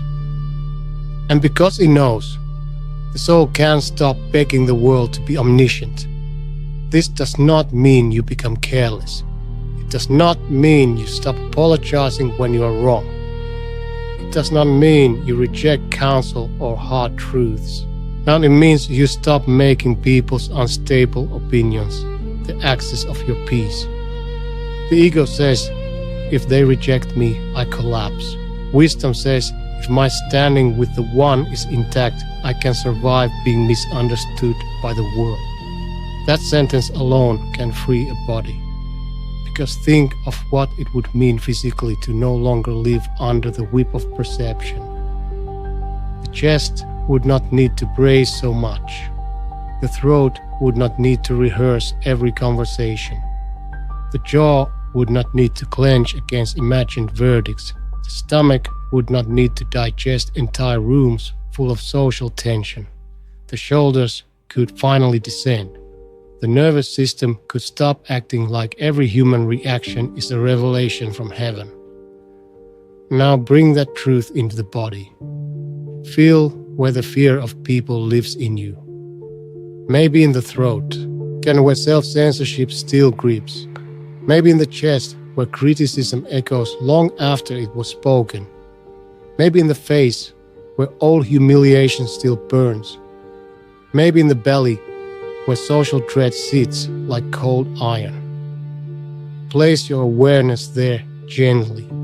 Then begin the act of surrender. Unclench the jaw. Again. Because the body keeps re-enlisting in wars the soul has begun to understand are unwinnable. Relax the tongue, let the face soften, release the muscles around the eyes as though you're no longer trying to watch the watchers. Drop the shoulders away from the ears. Feel the mattress beneath you. It is not asking for your image. It is simply holding your weight. Open the hands. Yes, again. Because reputation also hides in the fist. The closed hand says, I must manage what they think. And the open hand says, I will answer for my truth, not control their minds. The closed hand says, I cannot bear being misread. The open hand says, I belong to the One who reads me fully already. Let the hands rest open now. And imagine in each palm one social burden you have been carrying. In one hand, someone's criticism. In the other, someone's disappointment. In one hand, a conversation you wish had gone differently. In the other, an image of yourself you are terrified to lose. Now exhale slowly and set both down. Not because nothing matters, but because human opinion is too small and too unstable to be carried like revelation. Say inwardly, what is true, let it remain. What is false, let it fall. What is mine to repair, guide me to repair. What is not mine to control, teach me to release. Again, breathe. And with each exhale, feel another social chain loosen. The need to be liked. Exhale.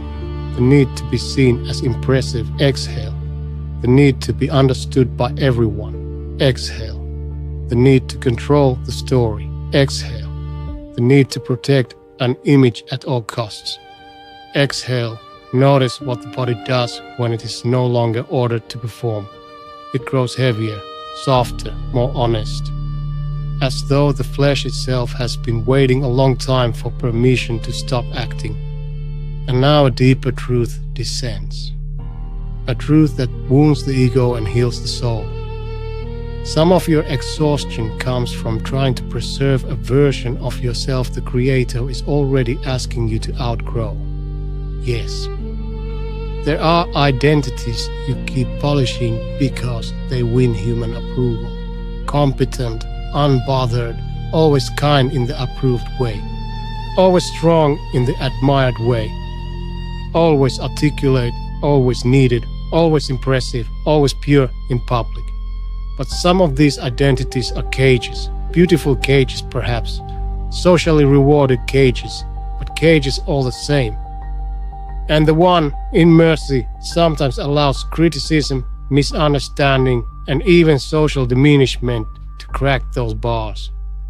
Not because he despises you, because he wants you freer than reputation will allow. The false self hates this.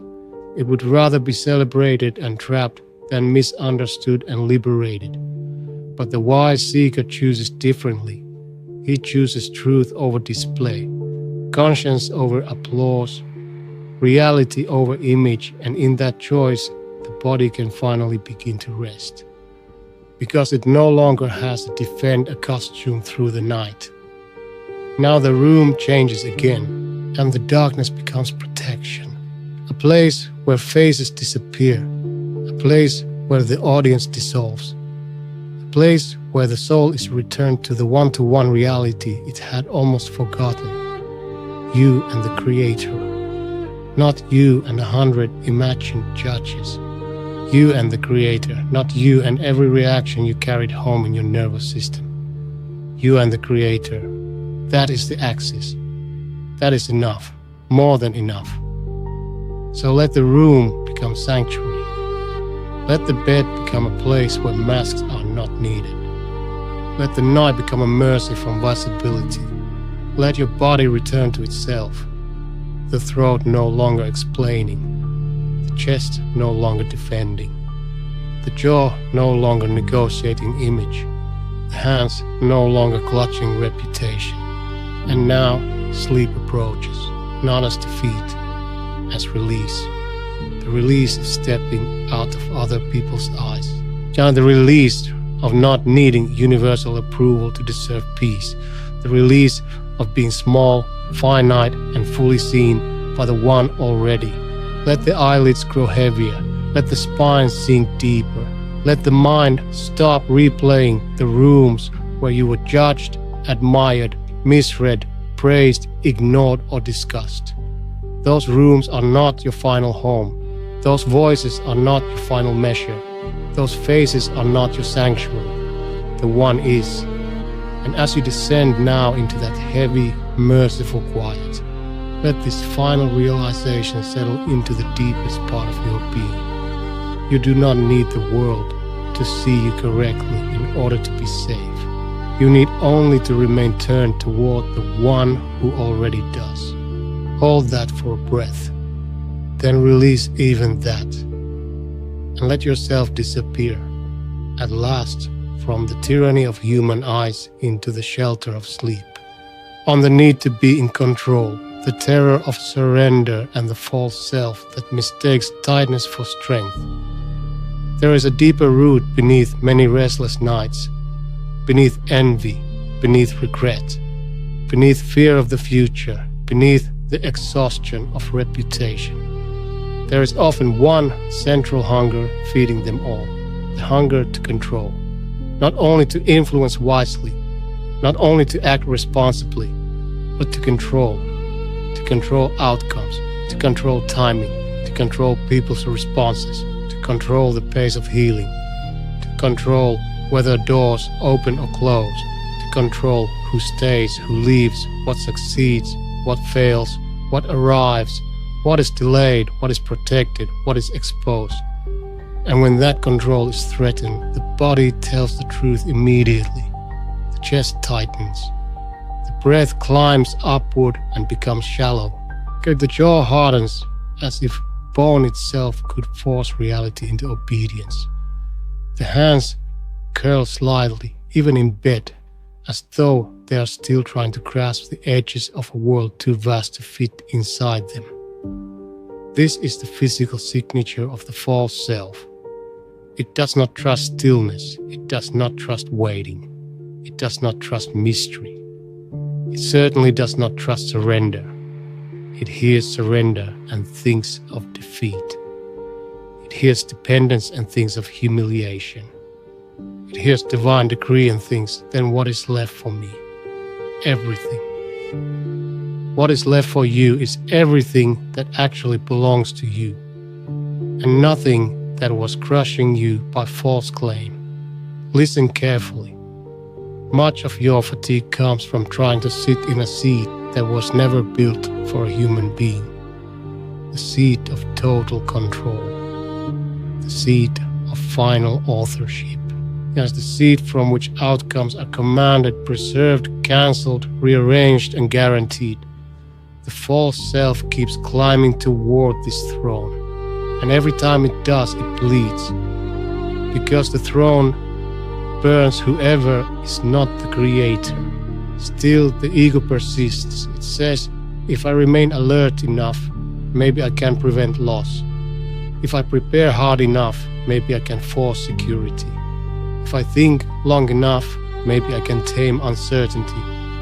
If I tighten enough, maybe life will stop moving without my permission. But life keeps moving. People change, bodies age, plans break, opportunities arrive late. Doors open in strange directions. Things you were certain of dissolve. Things you never expected become central. And the ego interprets each of these movements as an insult. Because what it wants most is not merely peace, it wants sovereignty. That is the hidden disease, not just anxiety. A refusal to remain creaturely, a refusal to remain dependent, a refusal to be finite beneath the infinite. That is why control is so intoxicating to the false self. Makes the ego feel godlike for a moment. It gives the illusion of height, of authorship, of mastery, but it extracts a brutal price, because the body cannot live for long in the posture of counterfeit divinity. The muscles stay armed, the nerves stay loud, the mind refuses to descend. Sleep itself feels dangerous because sleep is an act of surrender the ego does not understand. To sleep is to admit, I cannot govern the world for the next several hours. I cannot supervise breath by will or keep the stars in place or protect everyone I love through vigilance alone or force dawn to bring what I demand. Then sleep humiliates the false self. And that is why some parts of you resist it so fiercely. Because sleep is the nightly reminder that you are not the sustainer. You are sustained. Now let wisdom enter again, and let wisdom be cold where coldness heals. It says you call it control, but much of it is fear refusing to bow. Feel the sharpness of that sentence. The ego dresses itself in serious language, responsibility, preparedness, standards, excellence, discernment. And some of those things are noble in their proper place, but fear hides inside them and quietly says, I will only rest when the world stops being a world and becomes a machine under my hand. That day will never come. And the sooner the soul accepts this, the sooner the body begins to soften. Because there is a difference between rightful effort and arrogant control. Rightful effort plans. Control demands harvest on command. Rightful effort plans. Control worships the plan. Rightful effort protects what it can. Control panics over what it cannot. Rightful effort accepts limits. Control sees limits as humiliation. This distinction matters because the ego often confuses surrender with laziness. It thinks if it stops gripping, everything will collapse. But has your gripping truly held the cosmos together? Has your tension kept death away forever? Has your obsession guaranteed love? Has your sleeplessness prevented disappointment? No. It has only turned your body into a battlefield over matters never placed in your jurisdiction. So the wise seeker speaks plainly now. You have responsibilities. Yes. You have duties. Yes. You have choices. Yes. You must act, repair, build, speak truth, prepare wisely, earn honestly, and carry your trust with dignity. Yes. But after all that, there remains a boundary you cannot cross without harming yourself. The boundary between action and authorship, between obedience and control, between service and sovereignty. And many restless souls lie awake because they crossed that boundary years ago and called it maturity. They said, I am just being careful. But inwardly, they were trying to become absolute. They said, I just need certainty.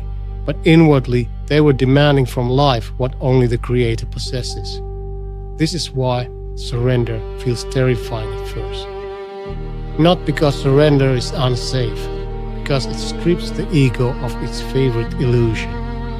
The illusion that its tightness is strength. And the illusion that clenching is wisdom. The illusion that anxiety is evidence of importance. But the One does not require your counterfeit sovereignty. The Supreme Architect is not waiting for you to join him in omnipotence. He asks for something far harder for the ego and far gentler for the soul. Trust, dependence, obedience within limits. Release beyond them. That is the realignment. Turn now away from the fantasy of total command. Away from the hidden worship of control. Away from the belief that if you could just manage enough, peace would finally arrive. Turn toward the One, toward the Creator who governs without strain, toward the Master Weaver whose decree is not threatened by your ignorance, toward the Source who does not need your panic to sustain reality. And there is enormous relief in this if you dare to receive it. The ego says, if I do not control, I disappear. Wisdom says, if you do not surrender, you fracture. The ego says, my grip keeps life together. Wisdom says, your grip is proof you have forgotten who actually holds all things. The ego says, if I let go, everything will fall. Wisdom says, much of what must fall is only the illusion that you were ever holding it. Let that descend. Let it descend into the chest, where command has become tension, into the shoulders, where responsibility has swollen into pride, into the jaw, where fear has disguised itself as resolve, into the hands, where invisible outcomes are still being clutched like contraband. And now, bring the truth into the body. Feel how you're lying.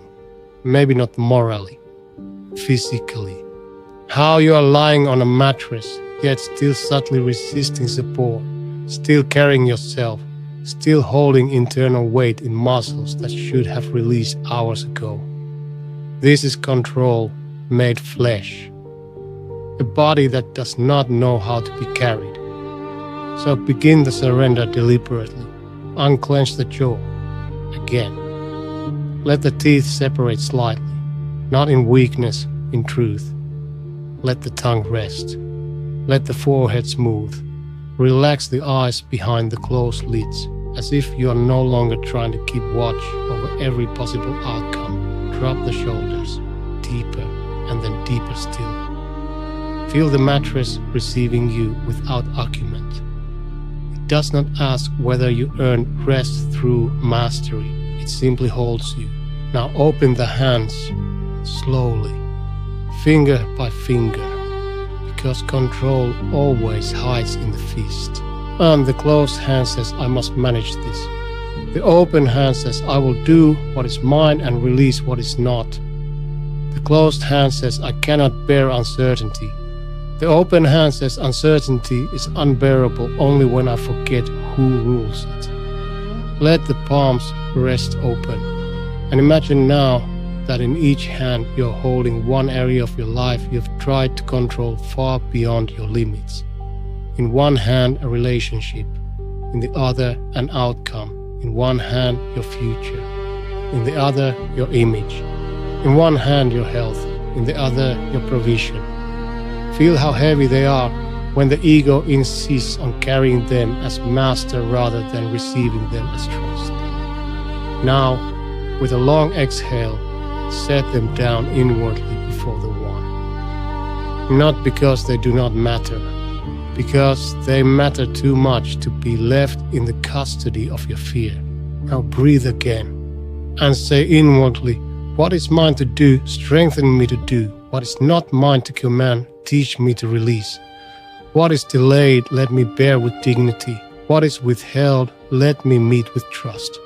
What is written, let me stop fighting like a false god against it. Again exhale. And notice what happens when the body hears accurate theology in the language of sensation. The chest lowers a little, the throat opens, the stomach loosens, the hands become warmer. Because the body, when told the truth often enough, begins to leave idolatry behind. Yes, idolatry, not only with statues or slogans, but with the secret enthronement of the self that believes peace depends on its command, the self that cannot sleep because it keeps pretending to be the pillar holding the sky. But you are not that pillar. And thank the one you are not. Can you imagine the misery of truly needing to hold everything together? You would never rest, never soften, never laugh honestly, never sleep deeply, never love cleanly. Because all love would become surveillance, all work would become panic, all planning would become worship. No. Mercy is that you're not the Lord of reality. Mercy is that you may act sincerely and still not be responsible for the architecture of all results. Mercy is that the burden of ultimate control belongs only to the one who can bear it without fatigue. Now a deeper truth descends, one the ego resists, but the exhausted body longs to hear. Surrender is not what happens after you lose. It is what finally allows you to live truthfully. Yes. Surrender is not merely for the broken, it is for the honest, and for the one who sees clearly that control has become a sickness. For the one who is tired of calling tension strength, for the one who no longer wants to worship outcomes, for the one who wants peace more than counterfeit sovereignty. This is where the room changes again. The darkness is no longer a threat to your imagined command. It becomes a sanctuary from the burden of command. The bed is no longer a place where you fail to control enough. It becomes a place where you practice being carried. The night becomes a teacher that says every evening with uncompromising mercy, lie down, release the throne, return to your proper size, remember the one. And as you do, the nervous system begins to understand what the ego could not. Safety was never hidden in domination. Just safety was hidden in dependence on the one all along. Now let sleep approach. Not as surrender to chaos, as surrender to providence. Not as abandonment, as return. Not as weakness, as relief from pretending to be what you are not. Let the eyelids grow heavier. Let the breath lengthen without being managed. Let the limbs become dense, warm, and still. Let the mattress carry what your ego has been dragging through the corridors of the mind. There is nothing more to command tonight, nothing more to tighten around, nothing more to supervise. What needs your action tomorrow will meet you tomorrow. What does not belong to your action never needed your panic. So sink now, deeper into honesty, deeper into creatureliness, deeper into the quiet dignity of not being the creator. And as you descend towards sleep, and let this final realization settle with enormous weight and enormous mercy, your grip has never been your refuge. Your refuge begins where your grip finally opens before the one. Hold that for one slow breath, then let even that go, and sleep at last without pretending to hold the world together. On overthinking, mental noise, and the ego's addiction to endless explanation. There is a kind of suffering that looks intelligent from the outside. It sounds articulate, reflective, deep, self-aware. It can quote its wounds beautifully. It can analyze every motive, every memory, every possible future branch of an unfinished decision. And yet beneath all that activity, there is often not wisdom. There is exhaustion, there is noise, there is a mind that has forgotten how to kneel. You know this state. The room is dark, but the machinery inside your head is still running, not with one thought, with hundreds, half-thoughts, fragments, arguments, corrections, imagined conversations, philosophies, explanations of why you feel what you feel, explanations of why other people did what they did, explanations of what might happen if you choose one road instead of another. The body lies still, but the mind behaves like a city that refuses night. And so your chest remains faintly tense. Your forehead holds a subtle pressure, as though the skull itself has become a workshop. Your eyes are closed, but not resting. Your jaw is set with a trace of silent language. Even your breath begins to feel intellectualized, watched, evaluated, interpreted. This is not peace, this is the ego's favorite disguise. And because the false self loves complexity when complexity allows it to avoid surrender. It loves endless explanation when explanation postpones trust. It loves analysis when analysis creates the illusion of distance from vulnerability. It says, if I can just understand this perfectly, I will be safe. If I can just think one level deeper, I will finally arrive at control. If I can just examine every angle, every motive, every possible implication, then I can prevent pain, justify myself, solve the heart, and enter rest on my own terms. But look at what this has done to you. Has endless thinking made the chest light? Has mental looping softened the jaw? Has analysis opened the hand? Has explanation given the soul a home? No. It has only turned the mind into a hall of mirrors. Thought reflecting thought. Fear explaining fear. The ego building an empire out of interpretation and then getting lost in its own architecture. This is one of the most subtle forms of bondage. Because overthinking flatters the thinker. It whispers, you are not anxious, you are profound. You are not trapped, you are discerning. You are not afraid to trust, you are simply considering all dimensions.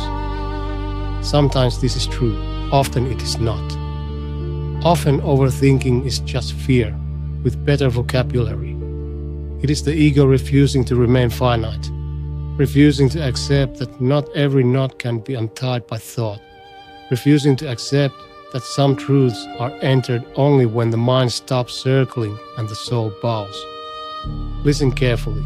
Not every problem in your life is asking to be solved tonight. Some are exposing the limits of your mind, so your heart will finally turn toward the one. That sentence will offend the false self, because the false self worships mental mastery. It believes if it cannot understand a thing fully, it cannot trust at all. If it cannot explain a pain, it cannot endure it. If it cannot intellectually complete a circle, it cannot sleep. But the wise seeker learns something the ego hates. The mind is a tool. It is not a throne. It is a lantern, not the sun. It illuminates something. It cannot generate ultimate security. It can observe many patterns. It cannot become the source of peace. It can reason. It can distinguish. It can remember, compare, infer, calculate, and make judgments. These are gifts. But when the mind forgets that it is created, it becomes tyrannical. It begins trying to do the work of revelation, providence, certainty, and absolute sight. And then it burns itself out. This is why some nights feel loud even in silence, because the false self is using thought to avoid surrender. It is using mental motion to escape the nakedness of dependence. It thinks that if it stops thinking, something terrible will happen. But often what will happen is simpler and more frightening to the ego. You will finally feel how small you are, how limited, how unable to force peace through brilliance, how dependent upon the Creator you have always been. That is what overthinking is often protecting you from. Not danger, humility. The wise seeker is not anti-thought. He is not careless. He is not shallow. He does not despise reason. He places it in order. He lets the mind serve truth instead of impersonating the source of truth. He knows when a matter calls for reflection. And he knows when further thinking is only self-consuming repetition. That is wisdom. The ego cannot detect that boundary because it is intoxicated by its own internal voice. It confuses movement with progress. It confuses mental labor with transformation. It confuses explanation with healing. But you have explained enough, and still the body remains awake. That fact itself is a revelation. It means your soul is asking for something thought cannot deliver by itself. It is asking for surrender, for remembrance, for alignment, for a return from the spinning corridors of your own analysis to the still center where the one remains unchanged. Now let the piercing light of wisdom speak directly into the noise. You do not need to understand everything in order to be held by the one who already does. And read that again within yourself. Feel what it does to the forehead, to the jaw, to the breath. The ego says, if I stop thinking, I lose control. Wisdom says, if you never stop thinking, you may never discover that control was never born there. The ego says, I must finish the loop. Wisdom says, some loops are not doors to clarity. They are traps of self-reference. The ego says, I am getting closer. Wisdom says, perhaps you are only going in circles around what must be surrendered. And now the pivot deepens. Turn away from the mind as master, not away from thought entirely, away from worship of thought. Turn away from the fantasy that one more layer of analysis will finally relieve your soul of creaturely dependence. Turn toward the Creator, toward the one whose knowledge is not pieced together step by step, toward the one who does not have to reason from fragments, toward the source who knows the inside of every knot without becoming tangled in it. This is the relief the overactive mind resists. To be told, you may stop now, not because nothing matters, but because the one is not confused. Because your sleepless analysis is not the missing pillar holding reality together. Because what is unresolved tonight is not unresolved to him. Can you feel the dignity in that? You do not need to be omniscient in order to rest. You do not need to complete every thought in order to be safe. You do not need to mentally escort every uncertainty to its conclusion before the body is allowed to descend.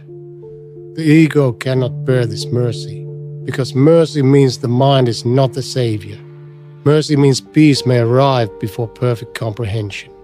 Mercy means you are held in mystery, not abandoned by it.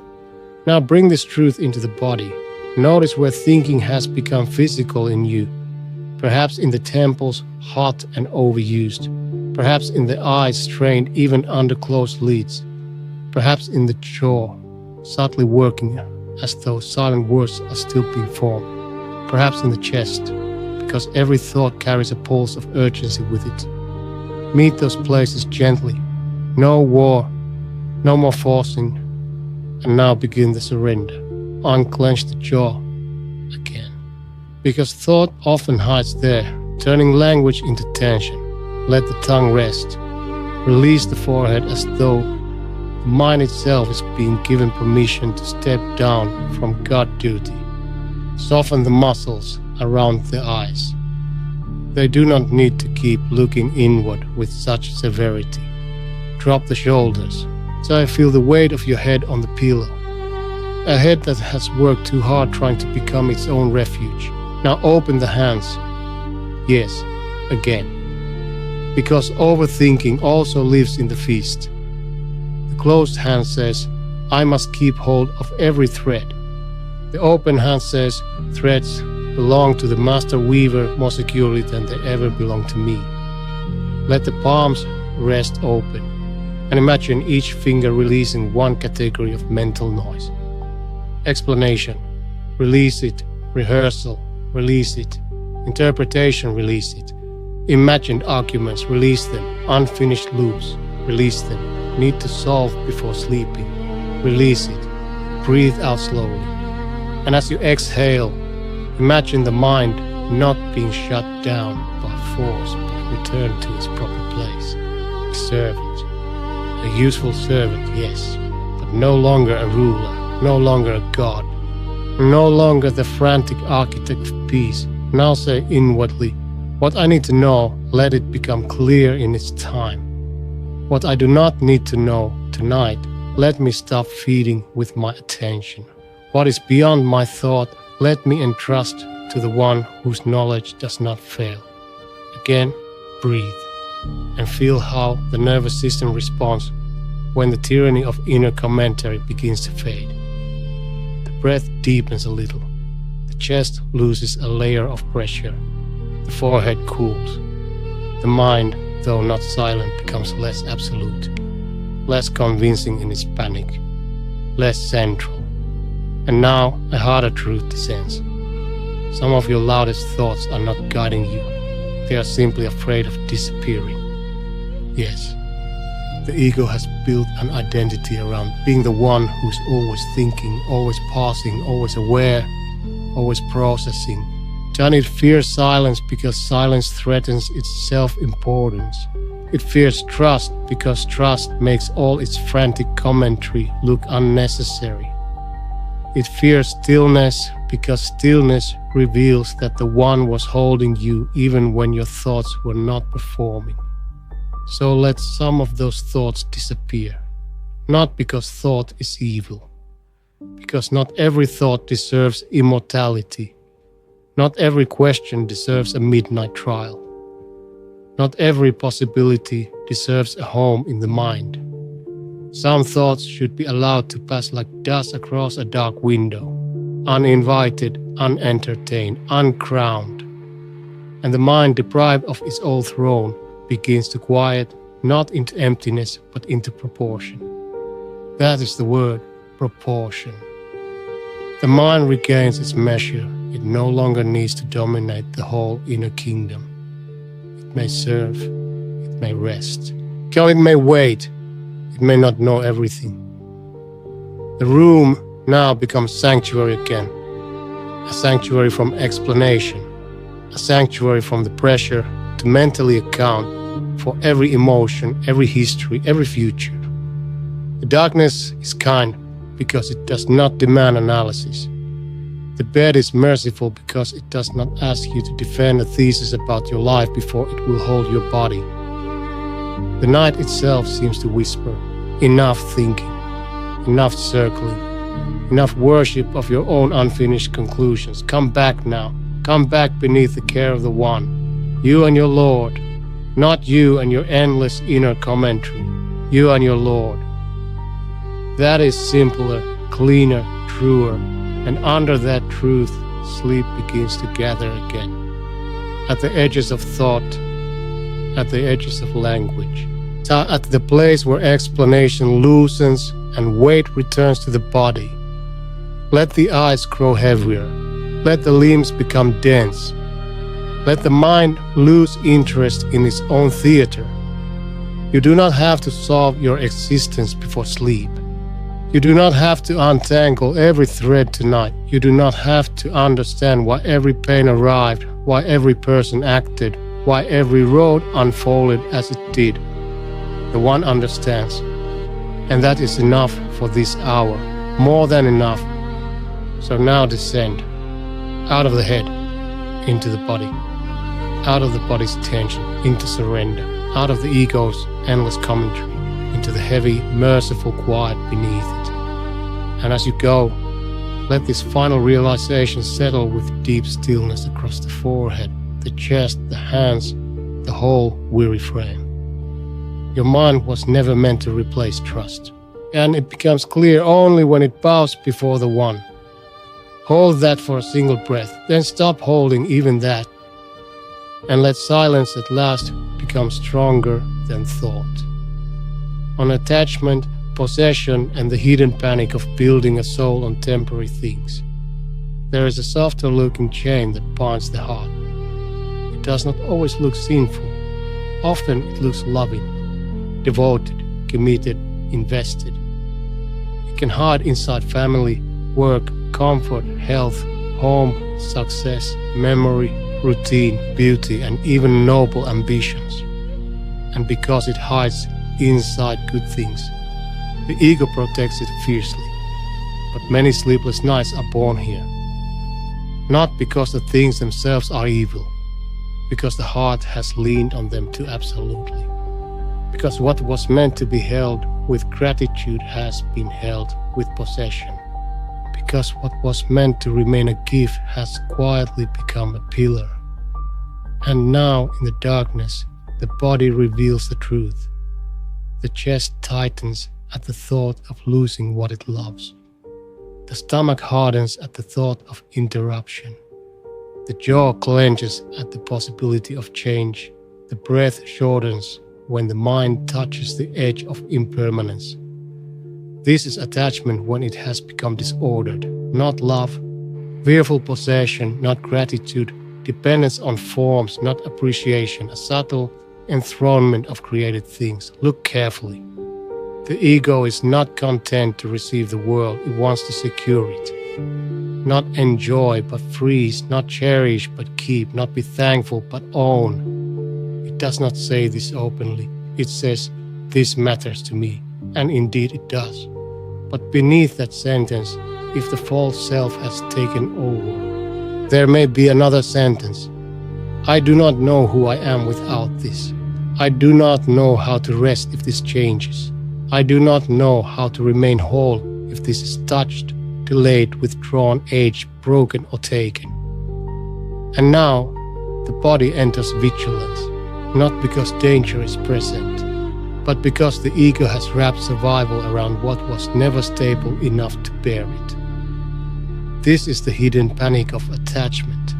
You begin by loving a thing, then you begin fearing its loss. Then you begin organizing your inner life around its protection. Then sleep itself becomes difficult because the body knows you have tied too much of yourself to something passing.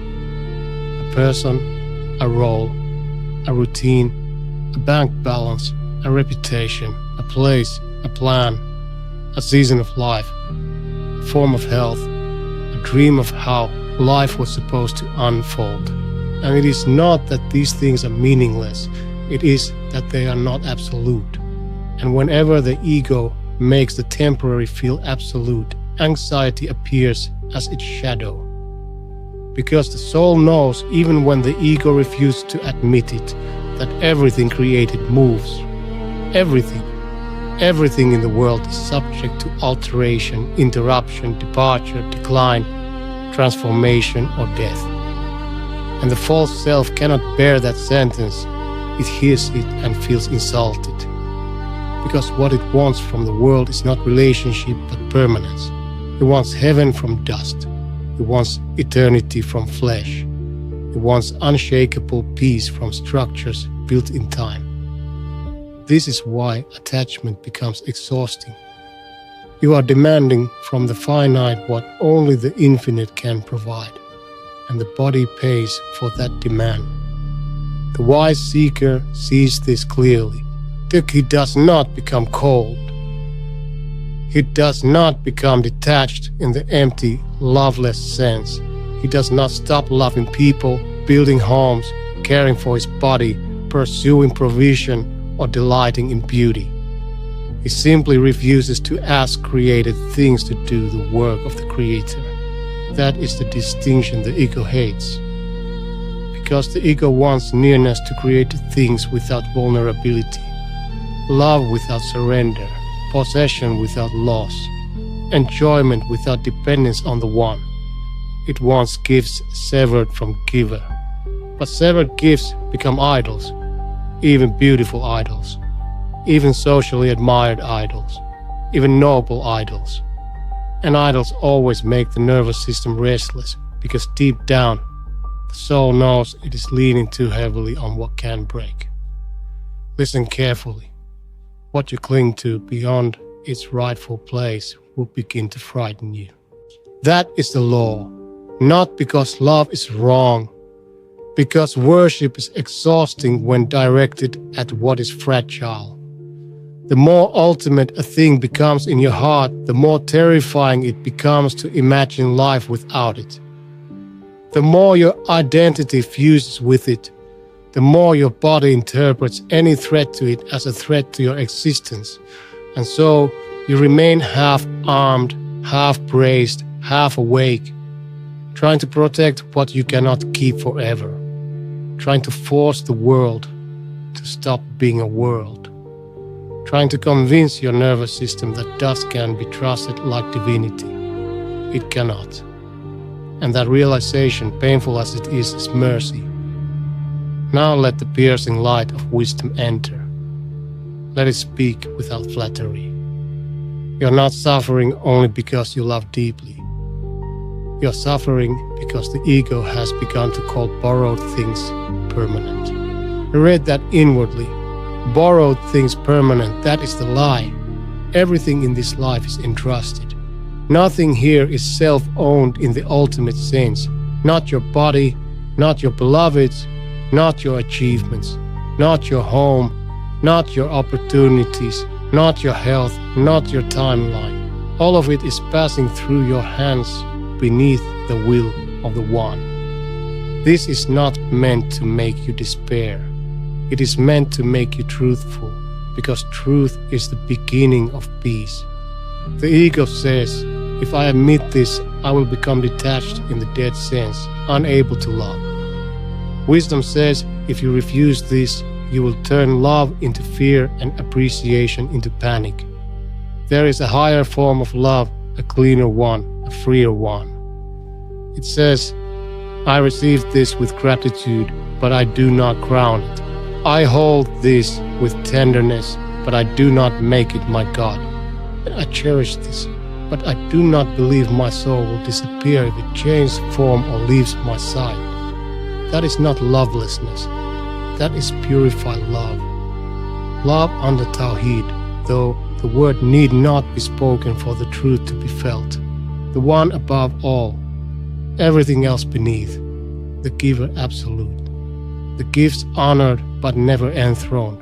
Now turn. Turn away from the visible forms you have leaned upon too heavily. Turn away from the silent contracts you wrote with temporary things. This relationship must never change. This body must remain as I prefer. This home must remain secure. This success must continue. This comfort must not be disturbed. This season must stay. Turn away from those contracts. They were never signed by reality. Turn toward the One, toward the Source, who does not age, fade, depart, betray, weaken, you diminish or die. Toward the Creator, whose nearness is not fragile, whose care is not interrupted, whose decree is not threatened by the movement of created things. This is where the heart stops spinning, because the issue was never that you loved too much. It was that you anchored too low. You built too much of the inner house on passing structures, and now the storm of impermanence has exposed the weakness of that foundation. This exposure is mercy, painful mercy perhaps, but mercy still. Because the Creator does not leave you forever in the illusion that creation can bear divine weight. He lets the illusion crack so that your soul might return to what does not crack. Now bring this truth into the body. Feel where attachment lives, not in theory, in the flesh, maybe in the chest, as a fear of losing what you love. Maybe in the belly, as dread when routine or comfort is threatened. Maybe in the throat, where unshed grief waits behind the fear of endings. Maybe in the hands, sadly curled as if still holding on to a person, an image, a season, a certainty. Meet that place gently. Then begin the surrender, unclench the jaw. Again. Because attachment often hides there, turning love into guardedness. Let the tongue soften. Let the forehead widen. Release the eyes inside the darkness, as though you are no longer trying to keep watch over every blessing in order to prevent its movement. Drop the shoulders. Feel the bed beneath you, steady, silent, unconcerned with possession. Now open the hands slowly. because attachment always gathers in the fist. The closed hand says, stay. The open hand says, I receive you from the one, and I return you to the one when he wills. The closed hand says, if this changes, I collapse.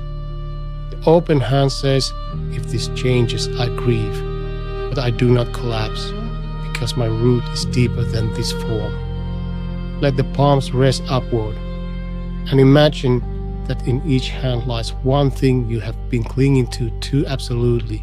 In one hand, a beloved person. In the other, a desired future. In one hand, your health. In the other, a comfort you fear losing. Feel the trembling that accompanies possession. Then exhale slowly, and inwardly loosen your grip. Not because these things do not matter, because they matter too much to be worshipped.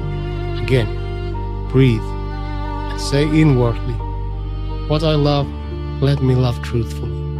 What I receive, let me receive gratefully. What I fear losing, let me stop treating as ultimate. What leaves, let me return without rebellion. What remains, let me hold without pride. Another breath, and notice what happens when love is separated from possession. The chest softens, the belly unclenches, the hands grow warmer. The body, which was carrying the unbearable task of preserving temporary things forever, begins to understand that it has been relieved of a burden it was never designed to bear. Now a deeper truth descends, one the ego resists because it ends its favorite delusion. Attachment becomes panic when the heart forgets that every gift is safest in the hand of the one, not in yours. Yes, you were never the final protector, never the final keeper, never the final guarantee. This does not diminish your responsibilities. It places them in order. Care, but do not worship. Protect, but do not pretend to be absolute. Love, but do not kneel. Build, but do not anchor your eternity there. The ego hears this as threat. The soul hears it as liberation. Because imagine what it would mean to love without the fever of possession, to hold without needing to freeze, to receive with gratitude without immediately binding your nervous system to the fear of loss, to enjoy what is present without demanding forever from it. This is freedom. Not freedom from love, freedom inside love. And that freedom is one of the sweetest forms of peace. Now the room becomes sanctuary again, a sanctuary from clinging, a sanctuary from the hidden contracts, a sanctuary from the fear that if what you love changes, all meaning disappears. The darkness is gentle now. The bed receives you. The night asks you to practice once more. Now the art the ego resists most, to be held rather than to hold everything, to trust rather than to possess, to sleep without guarding every blessing like a frightened idol maker. Let the eyelids grow heavier, let the hands remain open, let the chest sink deeper into the mattress. The room is safe enough for this small surrender, and in this surrender there is no betrayal of what you love. Only purification, only right order, only the return of all things to their true places. The one above all, you beneath the one, the gifts beneath both. That order is peace. Without that order, everything becomes too heavy.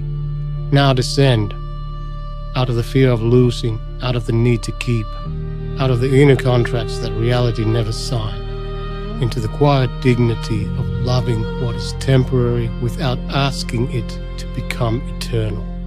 And as sleep gathers around you like a deep and merciful tide, let this final realization settle into the deepest part of your body.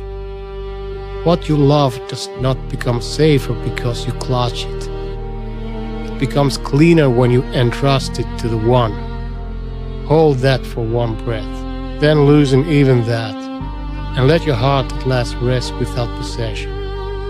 On restlessness, hurry, and the ego's refusal to accept the pace of divine timing. There is a kind of pain that does not always call itself pain.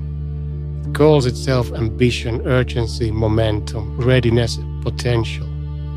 The feeling that life should be moving faster than it is, that something should have happened by now, that healing should be further along, that provision should already be here, that clarity should have arrived months ago, that the door should have opened, that the answer should have come, that the version of you keep imagining should already be standing where you are not.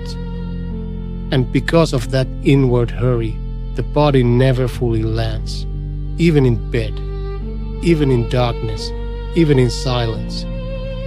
The chest does not fully settle because it is leaning toward a future point. The breath does not deepen because it is still subtly chasing. The jaw stays tight because the ego is still arguing with the clock. The legs hold a trace of movement as though even stillness feels like failure. This is the torment of inner haste. The person may appear physically motionless, but inwardly he is running against timing, running against delay, running against the season he has actually been given because he is obsessed with the season he believes he should already be in. And the false self feeds on this torment, because the ego loves speed when speed preserves its illusions. If things happen fast, it can continue imagining that life is manageable. If rewards arrive on schedule, it can continue pretending that effort and outcome are always neatly paired. If healing unfolds quickly, it can avoid deeper surrender. If doors open immediately, it can avoid confronting how dependent it truly is. But when life slows, when things delay, when answers do not come, when growth is hidden, when years feel quieter than your expectations, the ego becomes agitated because delay exposes what immediate gratification conceals. It exposes your dependence, it exposes your powerlessness. It exposes whether you wanted the gift or whether you wanted to feel like the controller of the gift's arrival. Listen carefully. Much of your restlessness is not caused by delay itself. It is caused by the ego's insult at not being obeyed by time. Feel how sharp that is. The false self has a timeline. Private one, secret, rigid, emotionally loaded. By this age, this should happen. By this month, this should change. By this effort, this result should come. By this prayer, this door should open. By this suffering, relief should have arrived. It keeps these expectations like invisible tablets. And when reality does not honor them, the body enters protest, not always loudly. Sometimes as a low-grade pressure in the chest, a subtle agitation, a dissatisfaction with the present hour, a chronic inability to fully inhabit where you are. Because the ego is not in this room. It is leaning into a future it cannot command. It is offended that life is arriving by providence instead of by demand. And that offense becomes physical. You call it stress, impatience, restlessness, lack of motivation. But beneath all these names is often the same reality. The false self cannot bear the humility of unfolding slowly. The wise seeker understands something almost no anxious mind wants to hear. Ripening takes time. Purification takes time. Preparation takes time. And what is delayed is not always denied. Sometimes it is being protected from arriving before your soul can carry it cleanly. Sometimes it is being deepened before it becomes visible. Sometimes the one in mercy is doing more in your waiting than your ego could ever tolerate being told. But the false self hates hidden work. It wants visible proof, tangible progress, external confirmation. Why speed? Because speed soothes the ego's insecurity. It whispers, see, you're not forgotten. See, you're advancing. See, you're becoming someone. But the one does not always heal by speed, and he does not always dignify a soul by giving it visible motion according to his own impatience. Sometimes he slows a person down because slowness is the only pace at which their illusions can die. That is mercy, though the ego experiences it as suffocation. Now let wisdom enter the room again, and let wisdom speak with cold gentleness. You are tired because you keep trying to bloom in seasons meant for rooting. Read that inwardly.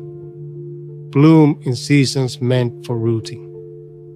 How much of your anguish comes from this? You look at what is hidden and call it failure. You look at what is slow and call it absence. You look at what is unfinished and call it waste, but roots do not look impressive from above the soil. Their work is secret. Their expansion is silent. Their labor is hidden in darkness, and yet without them, whatever rises quickly later collapses just as quickly. The ego does not want roots, it wants fruit people can admire. Outcomes it can point to, a life that proves something. But Providence is not always interested in flattering the ego's need for visible arrival. Sometimes Providence buries you before it raises you, not to destroy you, to deepen you. Sometimes it withholds the very thing you keep asking for, because your hand still wants to grab it as owner, rather than receive it as trust. Sometimes the slower pace is not punishment, it is the surgery of timing, the exact rhythm by which the Creator prevents the soul from being handed over too early to what would inflate, distract, corrupt, or confuse it. This is difficult for the restless mind, because the restless mind assumes delay means neglect. But delay can also mean tailoring, exactness, merciful withholding, a different form of care. And until you understand this, your body will remain at war with the present. Because hurry is a declaration that the present hour is not enough. Hurry is the ego saying, I reject the pace at which reality is being written. Hurry is the refusal to stand where you are and let the one be wise there. This does not mean laziness. It does not mean abandoning effort. It does not mean celebrating passivity or turning weakness into philosophy. No, the wise seeker still works, still plans, still strives, still acts with discipline, but he does not turn speed into salvation. He does not imagine that quick arrival equals divine favor or slow unfolding equals abandonment. He knows that the one ripens souls and outcomes by measures deeper than the appetite of the false self can understand. Now turn away from your secret calendar of demands. Turn away from the inner sentence, by now. Turn away from the bitterness that says, I should already be elsewhere. Turn away from the private humiliation of not yet becoming what your ego promised itself. Turn toward the one, toward the master weaver who is not late, toward the source for whom delay and arrival are both instruments, toward the Creator who does not rush because nothing escapes his decree. This is where the body begins to stop leaning forward. And because the issue was never merely time, it was trust. The ego says, if it has not happened yet, something is wrong. Wisdom says, if it has not happened yet, then yet is part of the writing. The ego says, my pace is proof of seriousness. Wisdom says, your pace may be proof only of your fear of being nobody without visible progress. The ego says, I cannot bear this waiting. Wisdom says, perhaps waiting is revealing what in you still mistakes movement for worth. Let that descend into the chest, into the throat, into the places where hurry has become physiology. Feel how much of your attention is leaning toward later, leaning toward resolution, leaning toward a future self who will supposedly permit you peace once enough has happened. But what cruelty to your own body.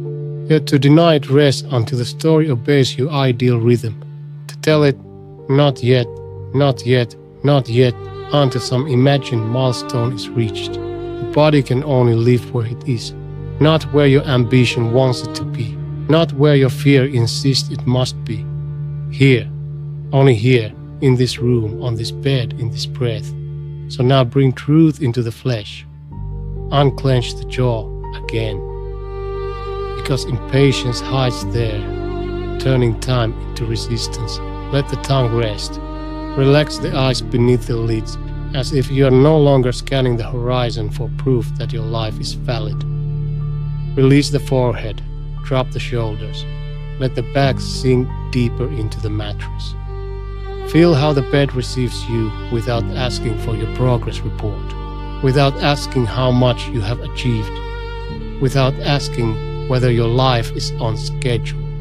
It simply holds you. Now open the hands. Yes, again, because hurry also lives in the fist. The closed hand says, now.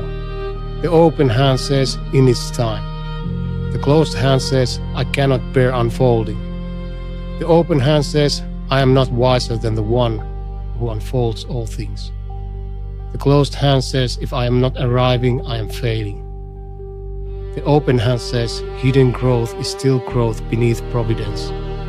Let the palm stay open.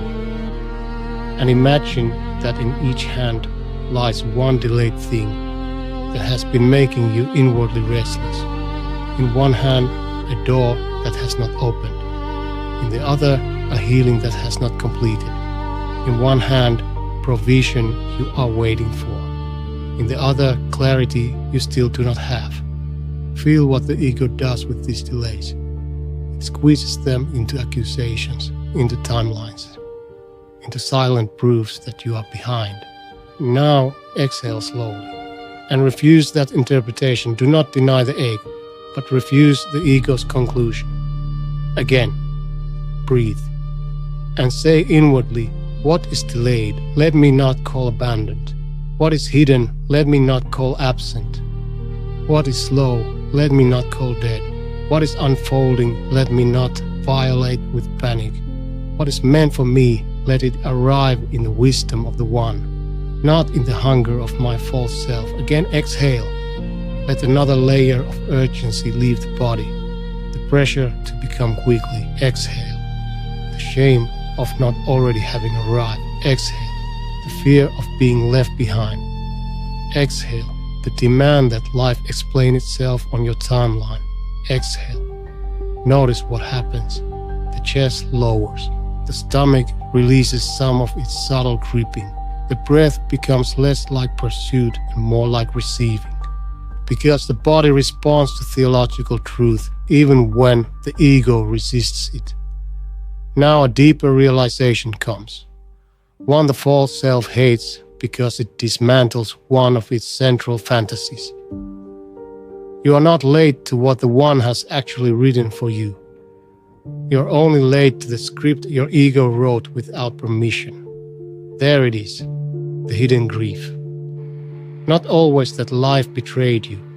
Sometimes that life refused to act out your private screenplay. And that screenplay had applause in it, speed in it, recognition in it, control in it, a cleaner arc, a quicker healing, a smoother rise. But that script was never sovereign. It was imagination crowned as entitlement. The wise seeker lays that script down, not into despair, into reverence. He lets the One be author. And for the first time, the body feels a strange kind of dignity in not rushing itself to war what has not been opened. To stand still without collapsing into worthlessness. To wait without making delay a god. To be unfinished without being fake. This is maturity. This is submission without the need to name it loudly. This is the soul saying, I will inhabit the chapter I have, not curse it for not being the next one. Now the room changes again. The darkness becomes fertile. no longer empty but like soil. The bed becomes a place of rooting rather than striving. The night itself becomes a lesson in slow mercy. Nothing blooms at midnight. Things deepen there, things quiet there, things gather strength there invisibly. And perhaps that is what this season is doing in you, not dazzling you, deepening you, not displaying you, preparing you, not accelerating you, purifying your pace until it is no longer driven by egoic panic. So let sleep come now, not a surrender to failure, a surrender to timing wiser than your own. Let the eyelids grow heavier, let the limbs settle. Let the nervous system stop leaning into tomorrow as though salvation is always somewhere ahead. The one is here too, in delay, in silence, in hidden seasons, in unfinishedness, in all the places the ego calls empty because it cannot see roots. So descend now out of hurry, out of the private war against timing, out of the fear that if life is slow, you are forgotten, into the heavy peace of being written exactly where you are. And as you sink towards sleep, and let this final realization settle like deep rain into dry earth. Peace begins when you stop demanding visible fruit from seasons the one designed for hidden roots. Hold that for one slow breath, then let even that go, and sleep at last at the pace of providence. On pain, illness, and the ego's revolt against being fragile. There is a kind of wakefulness that does not begin in thought. It begins in the body itself. A pulse of discomfort, a dull ache, a pressure in the joints, a heaviness in the chest, a strange sensation in the belly, a stiffness in the neck, a fatigue so deep it feels older than the day that produced it. And once the lights are out, once the room grows still, once there is no conversation left to distract you, the body steps forward with its testimony. It says, I am not invincible. I am limited. I am vulnerable. I can hurt. I can weaken. I can fail. And the false self recoils because the ego prefers a body that behaves like a machine under command. It wants predictability, performance, consistency, obedience. It wants strength without interruption, energy without decline, function without dependence. So when pain enters, even small pain, even temporary pain, it does not disturb only the nerves. It disturbs the illusion that you are secure inside flesh. The illusion that the body is a permanent ally, a perfectly loyal servant, a possession that will continue answering your demands if you manage it cleverly enough. But the body was never that. It is a trust, a creaturely trust, a magnificent one, yes, a subtle one, a mercy, a sign, but still a trust. Not a god, not an ultimate refuge. And when pain visits, the ego often cannot distinguish between discomfort and insult. It becomes offended by its own fragility. That offense is what deepens the suffering. The body aches. And then the false self adds its rebellion. Why now? Why me? Why this weakness? Why this interruption? Why can I not simply function? Why can I not command the body back into obedience? And now the night becomes heavier, because physical pain has been joined by metaphysical resistance. The sensation itself may be one thing, but the ego's refusal makes it a second wound, a sharper one, a more exhausting one. Look carefully at what happens inside you when the body hurts. The jaw clenches against the vulnerability. The breath becomes guarded. The shoulders brace as though bracing could negotiate with mortality. Now the mind begins scanning for certainty, diagnosis, reassurance, explanation, guarantees. Not because guarantees exist in created life, but because the false self cannot bear to sit inside the truth that flesh is fragile. This is one of the hardest truths to accept, Because modern people are trained to treat the body as a project of mastery. Optimize it, shape it, fix it, extend it, protect it, beautify it, control it. And many of those efforts are useful in their place. But pain arrives and says something the ego does not want to hear. You're not living in iron. You're living in a body fashioned from dependence. A body that sleeps, a body that tires, a body that can be hurt, a body that can tremble, a body that will not remain forever as it is. And if your identity, your peace, your confidence, and your sense of safety are built on the fantasy that your body must always cooperate before you can rest, then pain will not only ache, it will terrify. Listen carefully. The body's fragility is not proof that you are abandoned. It is proof that you were never meant to worship strength. Feel the severity of that. The ego often does not want healing, not first. First, it wants its illusion back. It wants to feel uninterruptible again, untouchable again, in command again. But the wise seeker learns a harder and cleaner lesson. He cares for the body, yes. He seeks treatment, yes. He rests when rest is needed. Yes, he does not romanticize neglect. He does not call recklessness spiritual. He does not pretend pain is unreal. But he also refuses to let bodily fragility become spiritual collapse.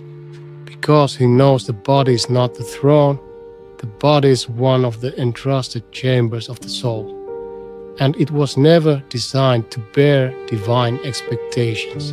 That is why, when pain comes, the deeper work is not only symptom management, it is inner realignment, a return from self-sufficiency to dependence, a return from the worship of function to reverence for the one who sustains you, whether your body feels strong or weak. Now let wisdom enter the room, and let wisdom speak with solemn mercy. You're not suffering only because the body hurts. You're suffering because the ego thinks weakness is humiliation instead of truth. There it is, the hidden bitterness. The false self would rather be busy than dependent, productive than humbled, capable than yielded. It wants to be the one who helps, not the one who needs help, the one who carries, not the one who must be carried. And so illness, fatigue, pain, and bodily limitation wound its pride as much as they wound its comfort. But the Creator did not make you to be self-sustaining. He made you to need Him, in health, in fatigue, in clarity, in pain. The body does not become spiritually meaningless when it hurts. Sometimes it becomes spiritually louder. It reveals where you have been placing your trust, reveals whether you love the body as a servant or secretly ground it as a source of worth. It reveals whether your peace was rooted above the body or trapped inside it. Now the pivot deepens. Turn away from the body as God, not away from caring for it, away from enthroning it. Turn away from the demand that it must perform perfectly before you are allowed calm. Turn away from the panic that says, if my body falters, I disappear. Turn toward the One, toward the Creator who fashioned the body and is not threatened by its limits. Toward the Source who knows every pulse, every inflammation, every weakness, every unseen process unfolding beneath the skin. Toward the One whose power is not diminished when yours is. This is where dignity returns.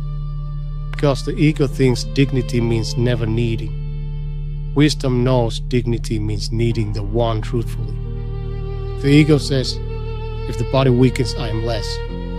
Wisdom says, if the body weakens, I am reminded of what was always true. I was never self-sufficient. The ego says, pain is proof I have lost control. Wisdom says, pain is often proof that control was never ultimate, only borrowed. The ego says, I cannot rest until the sensation disappears. Wisdom says sometimes the deeper rest begins when you stop making war on fragility itself. Let that descend into the body, into the exact place that hurts. Do not look away. Do not dramatize it. Do not worship it. Do not deny it. Meet it as it is, a sensation, a burden, perhaps a serious burden, perhaps a passing one, but still not your Lord, still not the final interpreter of your worth. This is difficult. The body always feels close, intimate, undeniable. Pain always feels persuasive. It says, I am everything now. But the wisdom answers, no. You are something real, yes, but not everything. You are an event within a larger mercy. Now bring the truth into the flesh gently. If there is tightness around the pain, soften what can be softened. Unclench the jaw again. Because the body often tightens far beyond the original sensation, turning one ache into a whole architecture of resistance. Let the tongue rest, relax the forehead, release the shoulders, let the hands open, yes again, because pain also hides in the fist. The closed hand says, I must defeat this immediately. The open hand says, I will seek what is needed, but I will not let fear crown the sensation as ultimate. The closed hand says, this weakness makes me less. The open hand says, weakness reveals my dependence, and dependence on the one is not disgrace. Let the palms stay open now, and imagine that in them lies the very thing you have been fighting inwardly. The fatigue, the discomfort, the diagnosis, the uncertainty, the body's refusal to act the way you wanted. See it there, not fused to your identity, not spread over the whole horizon of meaning. A real burden, yes, but held now beneath a greater truth. Then breathe out slowly and say inwardly, what this body needs, guide me to provide. What this body cannot do, teach me not to worship. What this pain reveals, let me learn without despair. What this weakness teaches, let it bring me nearer to the one, not further into revolt. Again, breathe and feel how the body responds when it is no longer shamed for being creaturely. A little softening, a little room around the sensation, a little less panic, a little less insult. Because much of suffering is intensified by the ego's hatred of limitation. Remove that hatred, and though pain may remain, the inner violence begins to diminish. Now a deeper truth descends.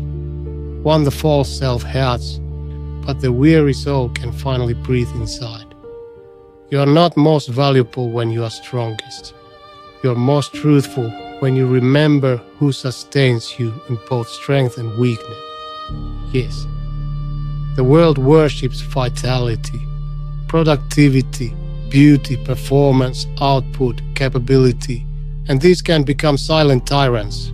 They make you feel lovable only when useful, worthy only when functioning, safe only when strong. But the one is not deceived by such idols.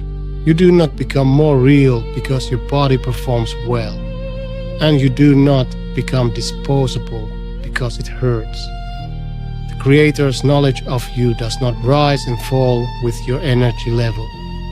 His care is not interrupted by your fatigue. His decree is not embarrassed by your need for rest. So why is the ego embarrassed? Not because it still believes creaturely dependence is shameful. It is not. It is reality. And reality, once accepted, becomes merciful. Now the room changes again. The darkness becomes gentler, not because pain has fully vanished, but because the war around it is beginning to quiet. The bed becomes something more than a surface. It becomes permission. Permission to stop demanding iron from flesh. Permission to stop punishing the body for not being a machine. Permission to let the body be what it is.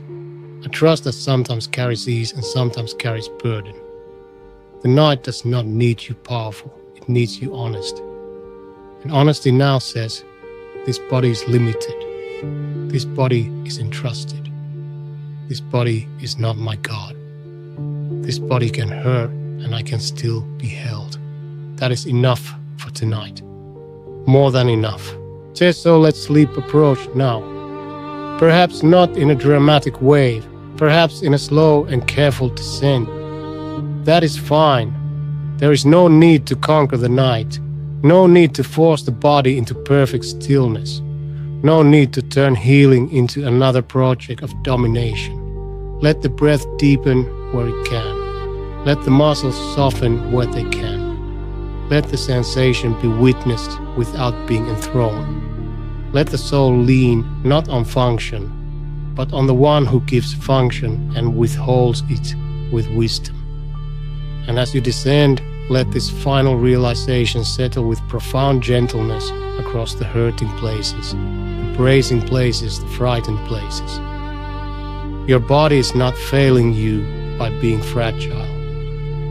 It is reminding you that your refuge was always meant to be higher than flesh. Hold that for a breath. Then loosen even that. And let the body, and with all its limits, be carried into sleep by the one who never tires.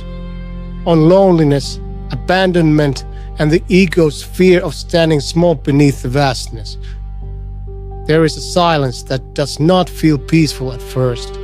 A silence that feels too large, too empty, too revealing. The room is dark. The house is quiet. The world seems far away. And in that stillness, another ache begins to rise. Not the ache of regret, not the ache of physical pain, not even the agitation of tomorrow. A more ancient ache, the ache of aloneness, the ache of not being held by human nearness in the way you wanted, the ache of absence, of a message that did not come, a voice no longer present, a bed too wide. A season of life in which your thoughts seem to echo because no one is standing close enough to catch them. And the body responds. See, the chest grows hollow and heavy at once. The throat tightens around unspoken longing. The stomach sinks with that old familiar sensation of being unaccompanied in your burdens. The hands, even at rest, feel as though they are reaching for something that is not there. This is one of the deepest fears of the false self, not simply pain, isolation, not simply difficulty without human witness. Because the ego loves audiences, yes, but it also loves companions who confirm its solidity. It wants someone near enough to reassure it that it is visible, wanted, remembered, and safe. And when that reassurance is thin, delayed, inconsistent, or absent, the ego begins to panic. It says, you are alone. You are unsupported. You are forgotten. No one is coming. No one sees how heavy this is. No one understands the rooms you carry inside you. And now the body feels the ancient trembling beneath those words. Because for many people, loneliness is not merely social. It is existential. It presses on deeper places.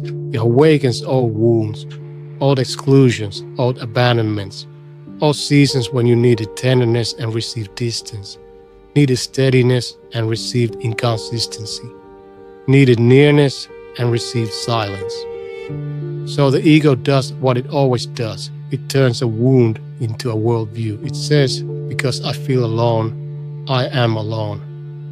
Because no human being is fully reaching me tonight, I am unsupported in the deepest sense.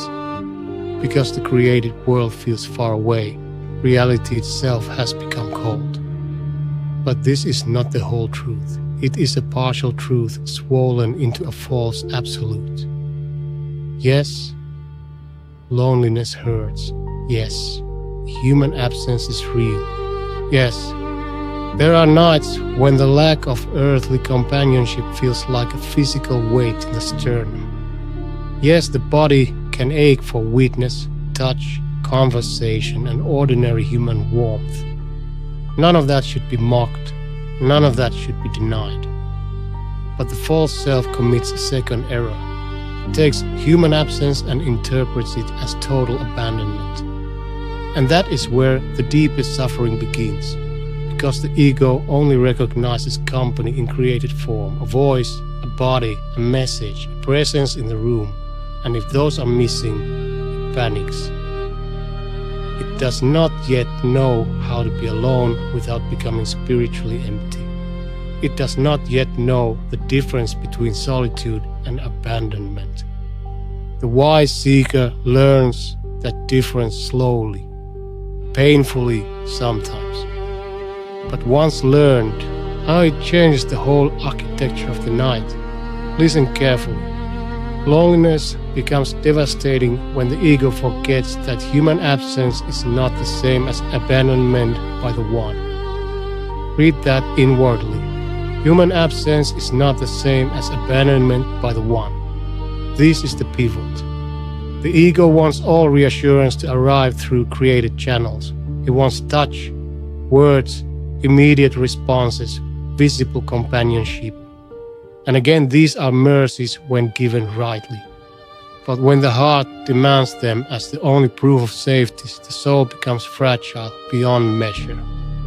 Because people are not always there. Even the sincere ones are limited. Even the loving ones sleep, misunderstand, forget, become occupied, grow tired, move away, die. They are not built to be omnipresent anchors for your soul. That burden belongs only to the Creator. And many restless nights are born because the false self placed divine expectations on human nearness. It said, if they are with me, I am safe. If they answer, I am held. If they stay, I can rest. If they leave, I collapse. But this is too much weight to place on created beings. Too much weight to place on a text message, a friend, a spouse, a community, a room full of people, or even a cherished companion. Because none of them are the one. And if your soul only knows how to feel secure through created company, then every empty room becomes a terror. But the wise seeker enters the empty room differently.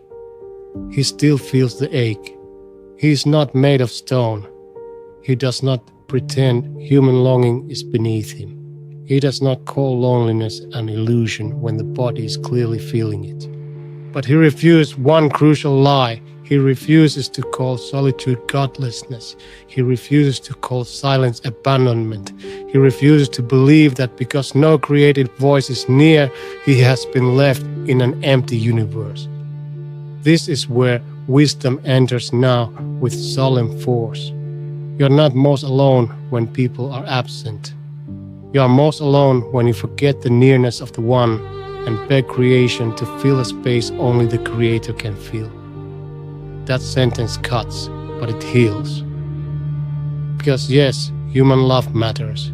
Human friendship matters. Marriage matters. Family matters. Community matters. Companionship is a mercy. But none of these were ever meant to become the final architecture of your security. The false self wants to be surrounded because it does not know how to stand quietly beneath the gaze of the One. Now it wants noise because silence forces it to confront its dependence. It wants human closeness because human closeness distracts it from the vast and terrifying beauty of belonging utterly to the Creator. There is fear in that belonging at first, because it strips away lesser props. It removes the drama. It removes the illusion that you can only be held if something visible wraps around you.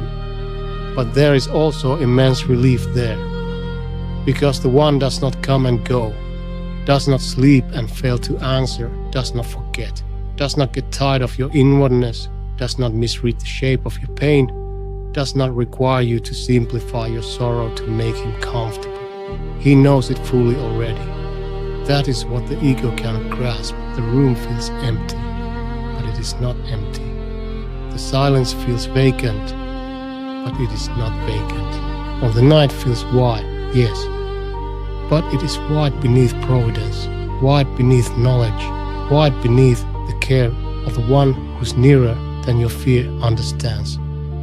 Now turn Turn away from the panic that says I'm alone in the absolute sense. Turn away from the demand that created nearness must be constant or all safety vanishes. Turn away from the old wound that says absence means worthlessness. Turn toward the One, toward the Creator who is present without occupying space. Toward the Source who knows the unseen chambers of your grief without being told how to enter them. Toward the Supreme Architect who is not made distant by the absence of human company. This is where the body begins to feel a different kind of companionship. Not sentimental, not imagined, not self-generated. A companionship deeper than social stimulation. The companionship of being known. The companionship of being sustained. The companionship of existing at every moment beneath the exact care of the One. The ego says, if no one is here, I am exposed. Wisdom says, if the One is here, then emptiness is not ultimate. The ego says, silence means neglect. Wisdom says, silence may be the very chamber in which your dependence becomes pure. The ego says, I need visible arms around me. Wisdom says, you're already being held by sustaining power you could not replace even if the room were full. Let that descend into the body, into the hollow places, into the ache behind the ribs, into the throat that wants to call someone, into the hands that feel empty. Do not shame the ache, but do not let the ache become theology. It is a sensation, a longing, a real one, but it is not the whole truth. Now bring that truth into the flesh. Unclench the jaw again, because loneliness often hides there. Turning longing into hardness, let the tongue soften, relax the face, release the forehead. Let the eyes rest behind the lids as though they no longer need to search the darkness for proof that they are accompanied. Drop the shoulders. Let the chest rise and fall without trying to bargain with the silence. Now open the hands. Yes, again. Because loneliness also lives in the feast. The closed hand says, I need someone here now or I cannot bear this. The open hand says, I may long for human warmth, but my soul is not abandoned in this room. The closed hand says, emptiness proves neglect. The open hand says, the room may be quiet, but the One has not withdrawn. Let the palms remain open, and imagine in each hand one absence you have been carrying like proof of your abandonment. In one hand, a person not here. In the other, a form of companionship you wish had remained. In one hand, the ache of not being understood. In the other, the ache of not being reached. Feel how the ego fuses these absences with your identity. Feel how it says, because this is missing, I am missing. Now exhale slowly and loosen the claim, not the love, not the longing, the false conclusion. Again, breathe and say inwardly, what I miss, let me miss without despair. What I long for, let me long for without worship. What is absent from the room, let it not make me blind to the nearness of the One. What human company cannot provide, let me stop demanding from flesh another breath. And let the body hear that. Let the chest hear that. Let the lonely nervous system hear that. It may not transform instantly, but it begins to soften when the deepest lie is removed. The lie that you are unsupported simply because you are unseen by other people tonight. Now a deeper realization descends, one the ego resists because it prefers crowded distraction to clean dependence. Some forms of loneliness are invitations, not to despair, but to discover whether your heart can rest in the nearness of the One without constantly borrowing proof from people. Yes. This is the hidden mercy. Not that isolation is always easy, not that human companionship does not matter, but that some nights are given to you so the soul can learn the terrifying and healing fact that it is still held in quiet, still known in silence, still accompanied when the phone is still, the house is empty, the voices are gone, and the created world has withdrawn to its own distance. That is not nothing. That is revelation. A revelation the false self often avoids all day through noise, entertainment, performance, and company. But at night, in this dark sanctuary, the illusion thins. And the deeper truth waits. You are not here by yourself in the ultimate sense.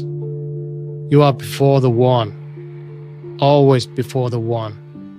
In crowds and in solitude, in laughter and in tears, in homes full of voices and in rooms where only your breathing can be heard. This is not poetry, it is ontology, reality itself. Now the room changes again. The darkness becomes less like abandonment and more like shelter. The quiet becomes less like emptiness and more like space cleared for truth. The bed becomes not a stage for loneliness, but a place where the body can stop begging creation to become infinite. Let the eyelids grow heavy now. Let the hands stay open. Let the chest release one more layer of old ache. There is no need to deny your longing for human nearness. But there is also no need to call yourself forsaken because the room is quiet. The room is quiet. And still the One remains. The house may be still, and still the One remains. No one may be answering right now, and still the One remains. That is enough for tonight, more than enough. So descend now. Out of the old fear that silence means abandonment. Out of the false belief that loneliness is ultimate. Out of the exhausting need for constant created reassurance. Into the solemn heavy comfort of being held in ways the senses do not always know how to measure. And as sleep approaches, like a deep tide entering a quiet shore, let this final realization settle into the lonely places, the aching places, the places that still fear emptiness. You're not abandoned because the room is silent. You're being taught that the deepest form of companionship was never made of flesh. Hold that for one breath, then release even that, and let the quiet at last become company enough for sleep, on death, mortality, and the ego's terror of its own smallness. There is a fear beneath many other fears, a root beneath the roots, a shadow behind the shadows. Sometimes it appears when the house is very quiet, sometimes after pain, sometimes after loss, or sometimes after a sudden awareness of time, how quickly years moved, how phases changed, how seasons closed without asking your permission. And sometimes it comes without warning at all, a cold recognition in the dark that you're not staying here, that this body is not permanent, that the voice you call your own will one day go silent, that all the names, routines, planned attachments, arguments, ambitions, and unfinished sentences of this life are moving toward an end, and the body reacts before philosophy can. The chest tightens as if a door has shut somewhere inside it. The throat grows dry, the stomach drops, the jaw stiffens. The breath becomes thin and watchful, as though it has suddenly become aware of itself as something fragile and borrowed. This is not a small fear. It is the fear the ego has been trying to outrun all along.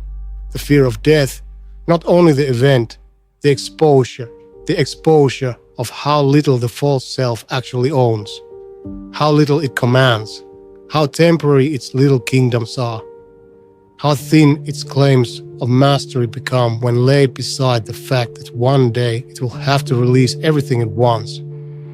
This is why mortality frightens the ego so deeply, not merely because it loves life, because it loves illusion. It loves the illusion that there will always be more time, more chances, more control, more delay before accountability, more room to keep rearranging reality around its appetites. Death interrupts that theater. It says, enough performance, enough delay, enough pretending you are self-sustaining, enough building ultimate identity on temporary soil. And the false self trembles. Because death is the final humiliation of arrogance, the final end of possession, the final proof that the human being was always a dependent creature walking through borrowed days. Listen carefully. The ego fears death not only because death is unknown, but because death destroys the illusion that anything temporary was ever truly under its command. Feel the severity of that. The false self spends years acting as though it can secure itself through accumulation, through image, through plans, through pleasure, through comfort, through busyness, through distraction, through avoiding the thought altogether. But night sometimes strips those defenses away. And there, in the dark, mortality enters like a silent messenger. Not loud, not theatrical, just undeniable. You will leave. But not because life is meaningless, because it was never the final home. You will leave, not because the Creator is cruel, because the created world was always a passage, never the throne. You will leave. And the ego hears this as annihilation. But the wise seeker hears something else. He hears proportion, he hears truth. He hears a severe mercy calling him back from delusion. Because what has made death so terrifying for many is not only death itself. It is that they tried to make this life ultimate. They tried to extract permanence from passing form. They tried to forget the grave by decorating the corridor. They tried to numb the question by drowning it in stimulation. But the question remains, what are you, if not this body alone? What remains when all the costumes, titles, roles, possessions, and human witnesses fall away? What is your refuge when the world can no longer be negotiated with? The ego has no answer that can give peace. It only has panic. Because the ego built itself from things that die. Status dies, beauty fades, possessions pass, bodies weaken, names are forgotten, applause ends, rooms empty. Time removes one illusion after another until the soul is left facing the one reality it kept postponing, the one, the source, the creator, the supreme architect before whom all must dissolve. This is why mortality can become a terror or a purification. If you have built your life upon the temporary as if it were ultimate, then death appears as theft. But if you have begun returning all things to their rightful order, death appears differently. Still solemn, still immense, still not trivialized, but no longer as pure chaos, as return, as unveiling, as the end of the false self's long occupation of a throne it never deserved. The wise seeker does not romanticize death. He does not speak lightly of it.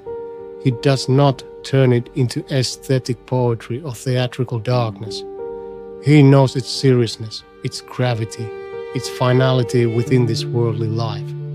He knows the body trembles before it. He knows the chest can tighten just from remembering it. He knows the ego hates the thought. But he also knows this. To remember death truthfully is not to become hopeless. It is to stop worshipping what was always dying in front of you.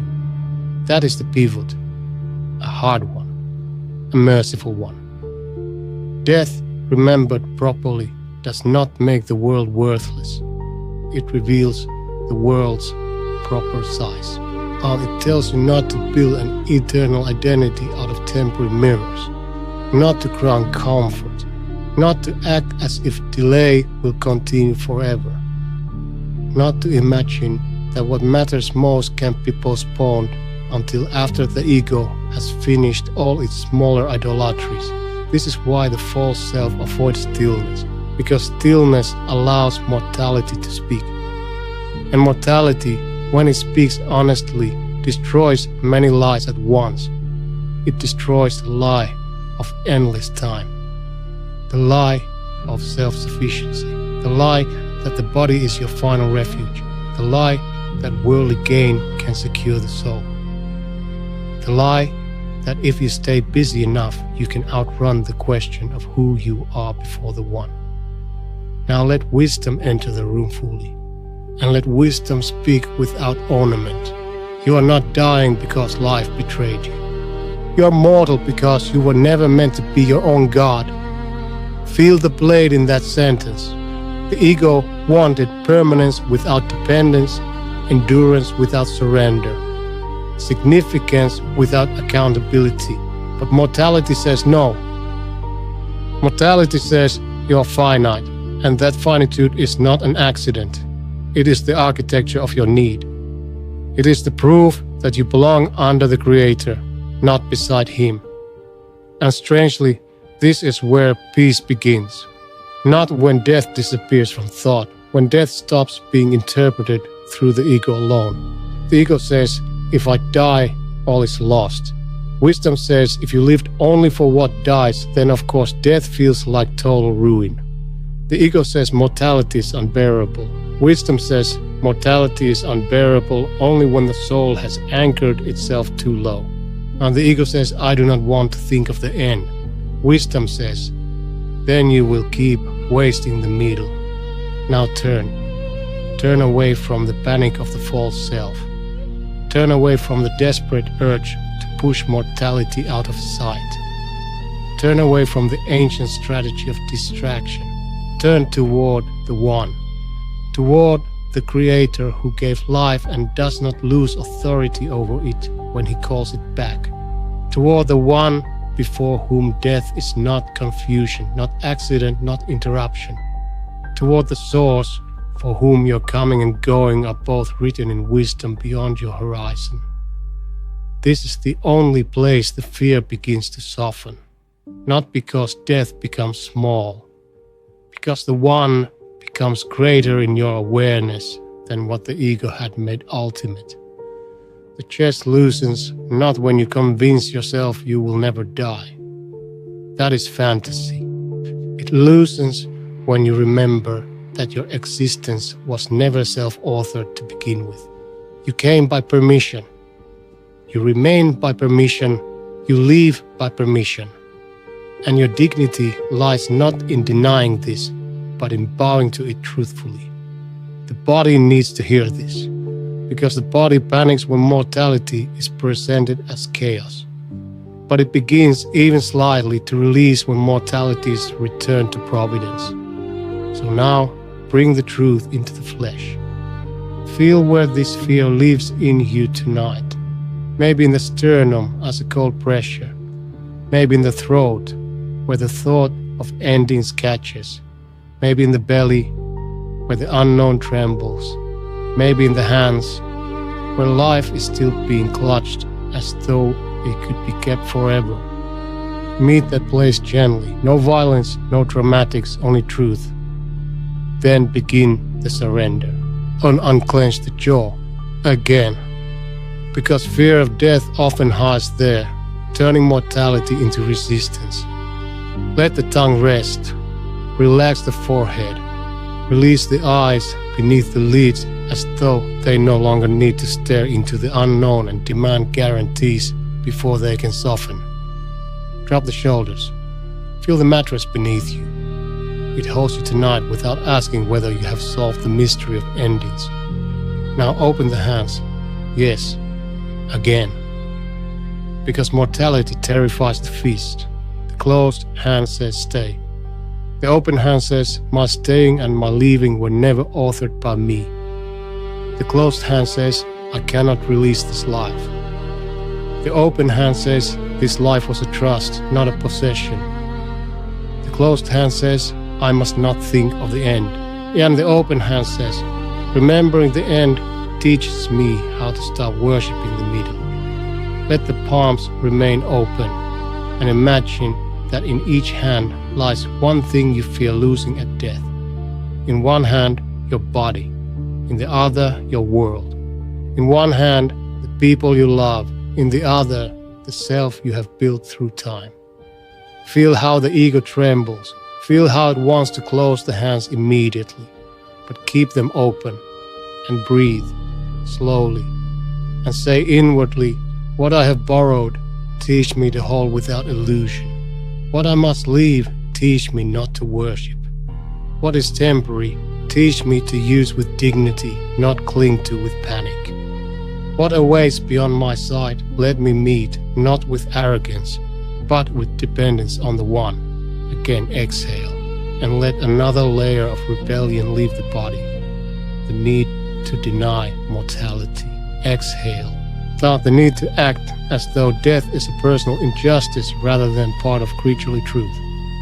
Exhale. The need to build ultimate peace on temporary foundations. Exhale. Notice what happens. Not total comfort, perhaps, but space. Space around the fear. Because the fear is no longer feeding on the light that mortality means meaninglessness. Now a deeper realization descends, one the ego resists because it exposes the cheapness of many of its obsessions. Much of what exhausts you would lose its throne immediately if you remembered more clearly that you are returning to the One. Yes, the petty envies, the frantic reputation games, the hunger to dominate, the addiction to image, the panic over temporary delays, the endless rehearsals of control. Now, how much of this noise survives the sober remembrance that your life is a passage and your soul is accountable before the Creator? Mortality, remembered rightly, is not merely a fear. It is a purifier. It burns away inflated concerns. It strips false crowns from temporary things. It asks, what is worth carrying if the road is short? What is worth loving without worshipping? What is worth repenting of before time closes? What is worth becoming before the body is returned? These are not dark questions, they are clean questions. They rescue the soul from triviality. And perhaps that is why the ego avoids them. Because the ego thrives in forgetfulness. It thrives when death is hidden behind entertainment, urgency, and appetite. But night can make a person honest. Night can remind you that every breath is a gift, and not an entitlement, that every hour is moving, that the body is a lamp whose oil was never promised forever. And that realization, if surrendered to the One, can make the heart quieter, not louder. Because now it no longer has to extract eternity from temporary things. It may finally seek the eternal above them. Now the room changes again. The darkness is no longer merely threatening. It becomes contemplative, like a vast curtain drawn over the idols of daytime. The bed becomes a place not of denial but of humble remembering. A place where the body lies down and confesses what it resisted all day. I am not permanent. I am not self-sustaining. I am not ultimate. And in that confession there is a strange relief, because the burden of pretending to be absolute has been crushing you for a long time. Now let sleep come, not as a rehearsal for non-existence, as an act of trust, a small surrender, a nightly descent that teaches the soul again and again that it can release consciousness and still be kept by the One. Let the eyelids grow heavier. Let the chest stop fighting the fact of finitude. Let the hands remain open. Let the body accept its smallness without shame. You do not need to solve death tonight. You do not need to master the unknown. You do not need to force certainty out of mystery. You need only to return your fear to its rightful scale beneath the greatness of the One. That is enough for this hour, more than enough. So descend now, out of panic, out of denial, out of the ego's terror of being small, into the solemn peace of creatureliness, into the dignity of being mortal beneath the care of the immortal. And then as sleep gathers around you, deep and heavy and irresistible, let this final realization settle into the innermost chamber of your being. Death does not become less real when you avoid it. It becomes less terrifying when you stop mistaking this temporary world for your final home. Hold that for one slow breath, then let even that go, and sleep tonight as one who belongs ultimately not to the dust, but to the one who fashioned it, on guilt, self-condemnation, and the ego's desire to suffer without returning. There is a form of pain that disguises itself as moral seriousness. It sounds humble, it sounds responsible, it sounds like accountability. But beneath it, there is often something darker and far more exhausting. A refusal to be forgiven. A refusal to be small enough to need mercy. A refusal to return cleanly because the ego would rather suffer dramatically than bore simply. And so the night becomes heavy, not merely with memory, with accusation. The room is quiet, but inside you there is a tribunal still awake, a sentence still being repeated. You should have known better. You should have done more. You should not have failed there. You should not still be struggling with this. You should not need help. You should not need mercy again. And the body obeys the cruelty of these thoughts. The chest becomes tight with inward prosecution. The jaw hardens, as if punishment could be clenched into the bones. The throat narrows with unshed confession. The stomach sinks under the old weight of self-disgust. Even the hands feel less open, as though they do not deserve release. And this is one of the most punishing games of the false self, because the ego can take even guilt, something that could have led you back to truth, and turn it into a monument to itself. Look closely. Clean guilt says, I was wrong. Let me return. Unclean guilt says, I was wrong, and now I must build my identity around the wound. Clean guilt is directional. Unclean guilt is theatrical. Clean guilt bends the neck in humility. Unclean guilt keeps the eyes fixed on the self, endlessly circling, endlessly narrating, endlessly suffering in a way that still preserves pride. This is why some people remain spiritually exhausted, not because the door of return is closed, because the ego prefers self-condemnation to surrender. Self-condemnation is still a form of self-occupation. It keeps you centered on yourself, your failure, your image, your disappointment in your own imperfection, your inability to be what you imagined you would be. And all the while, it avoids the simple, difficult path to turn toward the one with honesty, remorse, and hope. The false self hates hope when hope requires dependence. It would rather remain dramatic, remain crushed, remain sleepless, remain the tragic center of its own story. Why?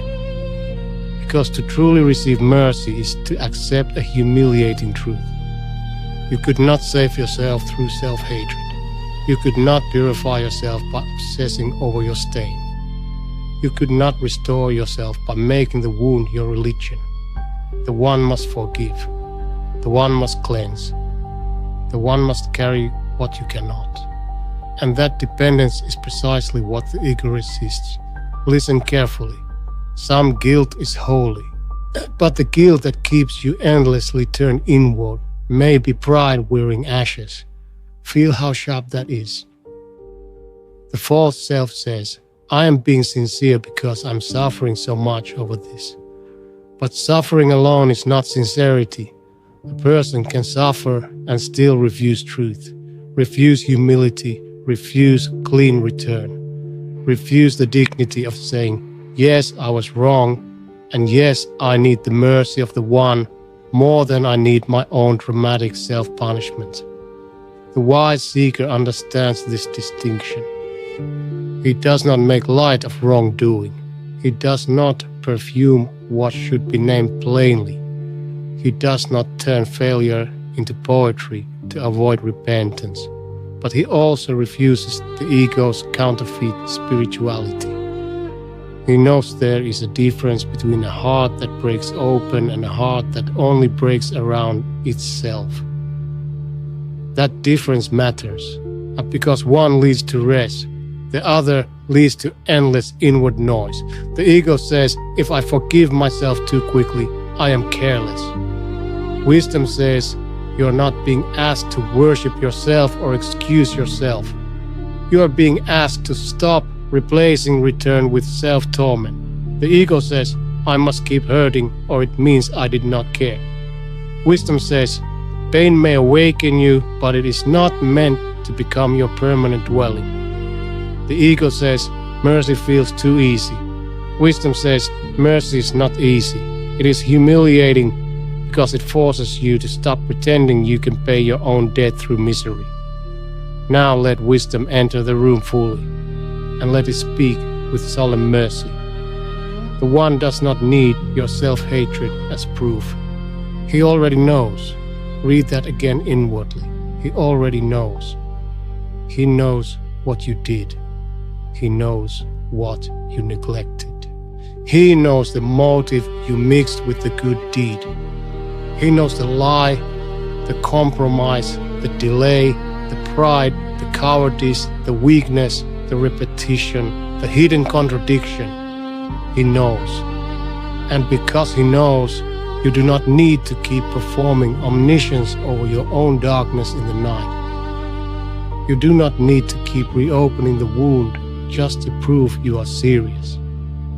You do not need to stand over yourself like a merciless judge in order to appear morally awake.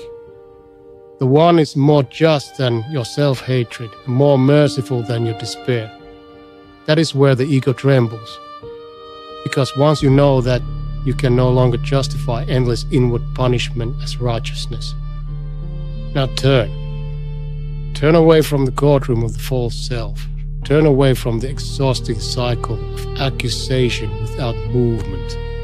Turn away from the whisper that says suffering inside yourself is the same thing as returning to the One. Turn toward the Creator, toward the One who knows every hidden chamber of the soul and is not confused by its contradictions. Toward the source who sees your guilt without being impressed by your ego's theatrics around it. Toward the one who invites not performance but return. This is where the chest begins to soften, because the issue is no longer whether you failed. The issue is whether you will remain trapped worshipping the fact that you failed. The ego would keep you there for years, years of private condemnation, years of inward narration, years of turning the same moral wound over in the hand until it becomes polished with self-obsession. But the wise seeker lays it down, not casually, not carelessly, and with reverence. He says, I will answer for what is mine. I will repair what I can. I will confess what must be confessed. But I will not turn my guilt into a second God. That is freedom. Hard freedom, merciful freedom. Now bring this truth into the body. Feel where guilt lives in you tonight. Maybe in the sternum, where shame sits like weight. Maybe in the throat, where confession feels caught. Maybe in the face, where old humiliation still burns. Maybe in the belly, where moral fear tightens everything inward. Meet that place gently, then begin the surrender. Unclench the jaw again, because guilt often hardens there, turning moral seriousness into bodily punishment. Let the tongue rest. Relax the forehead. Release the muscles around the eyes. And as though you are no longer being forced to keep watching the same old scene. Drop the shoulders. Let the mattress receive the body without demanding that it finish condemning itself before it is allowed to be held. Now open the hands. Yes, again, because guilt also hides in the feast. The closed hand says, I will keep the wound and bleed around it forever. The open hand says, I will not deny the wound, but I will place it where mercy and justice both belong. The closed hand says, I must suffer longer. The open hand says, what I need is not more self-occupation, but a truer return to the One. Let the palms remain open and imagine in each hand one thing you still hold against yourself. In one hand, the mistake. In the other, the image of who you thought you were supposed to be. Feel how much pain comes not only from the act itself, but from the collapse of your self-image around it. The ego mourns its innocence almost as much as it mourns its wrongdoing. But innocence was never the same thing as sinlessness. You were always dependent, always in need of mercy. Now exhale slowly and say inwardly, what was wrong? Let me name without excuses. What can be repaired? Guide me to repair. What must be confessed? Strengthen me to confess. What has become self-punishment? Teach me to release.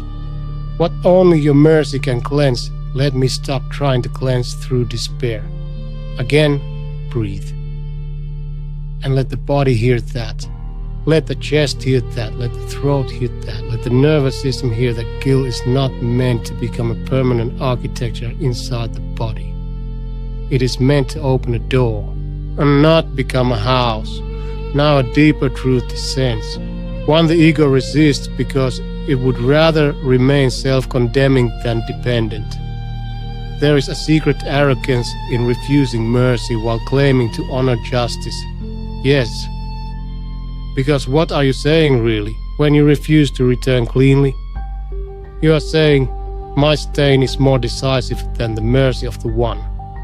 My failure is more final than his invitation. My shame is more authoritative than his knowledge. These are not humble thoughts. They are despair made proud, and despair is heavy. It drains the body, it steals the softness from the face, it makes sleep feel undeserved. But the Creator is not asking you tonight to become innocent by force. He is asking for truth, for humility, for the surrender of the ego's dramatic self-condemnation. This is harder than it sounds. Because pain can become familiar. Identity can form around brokenness.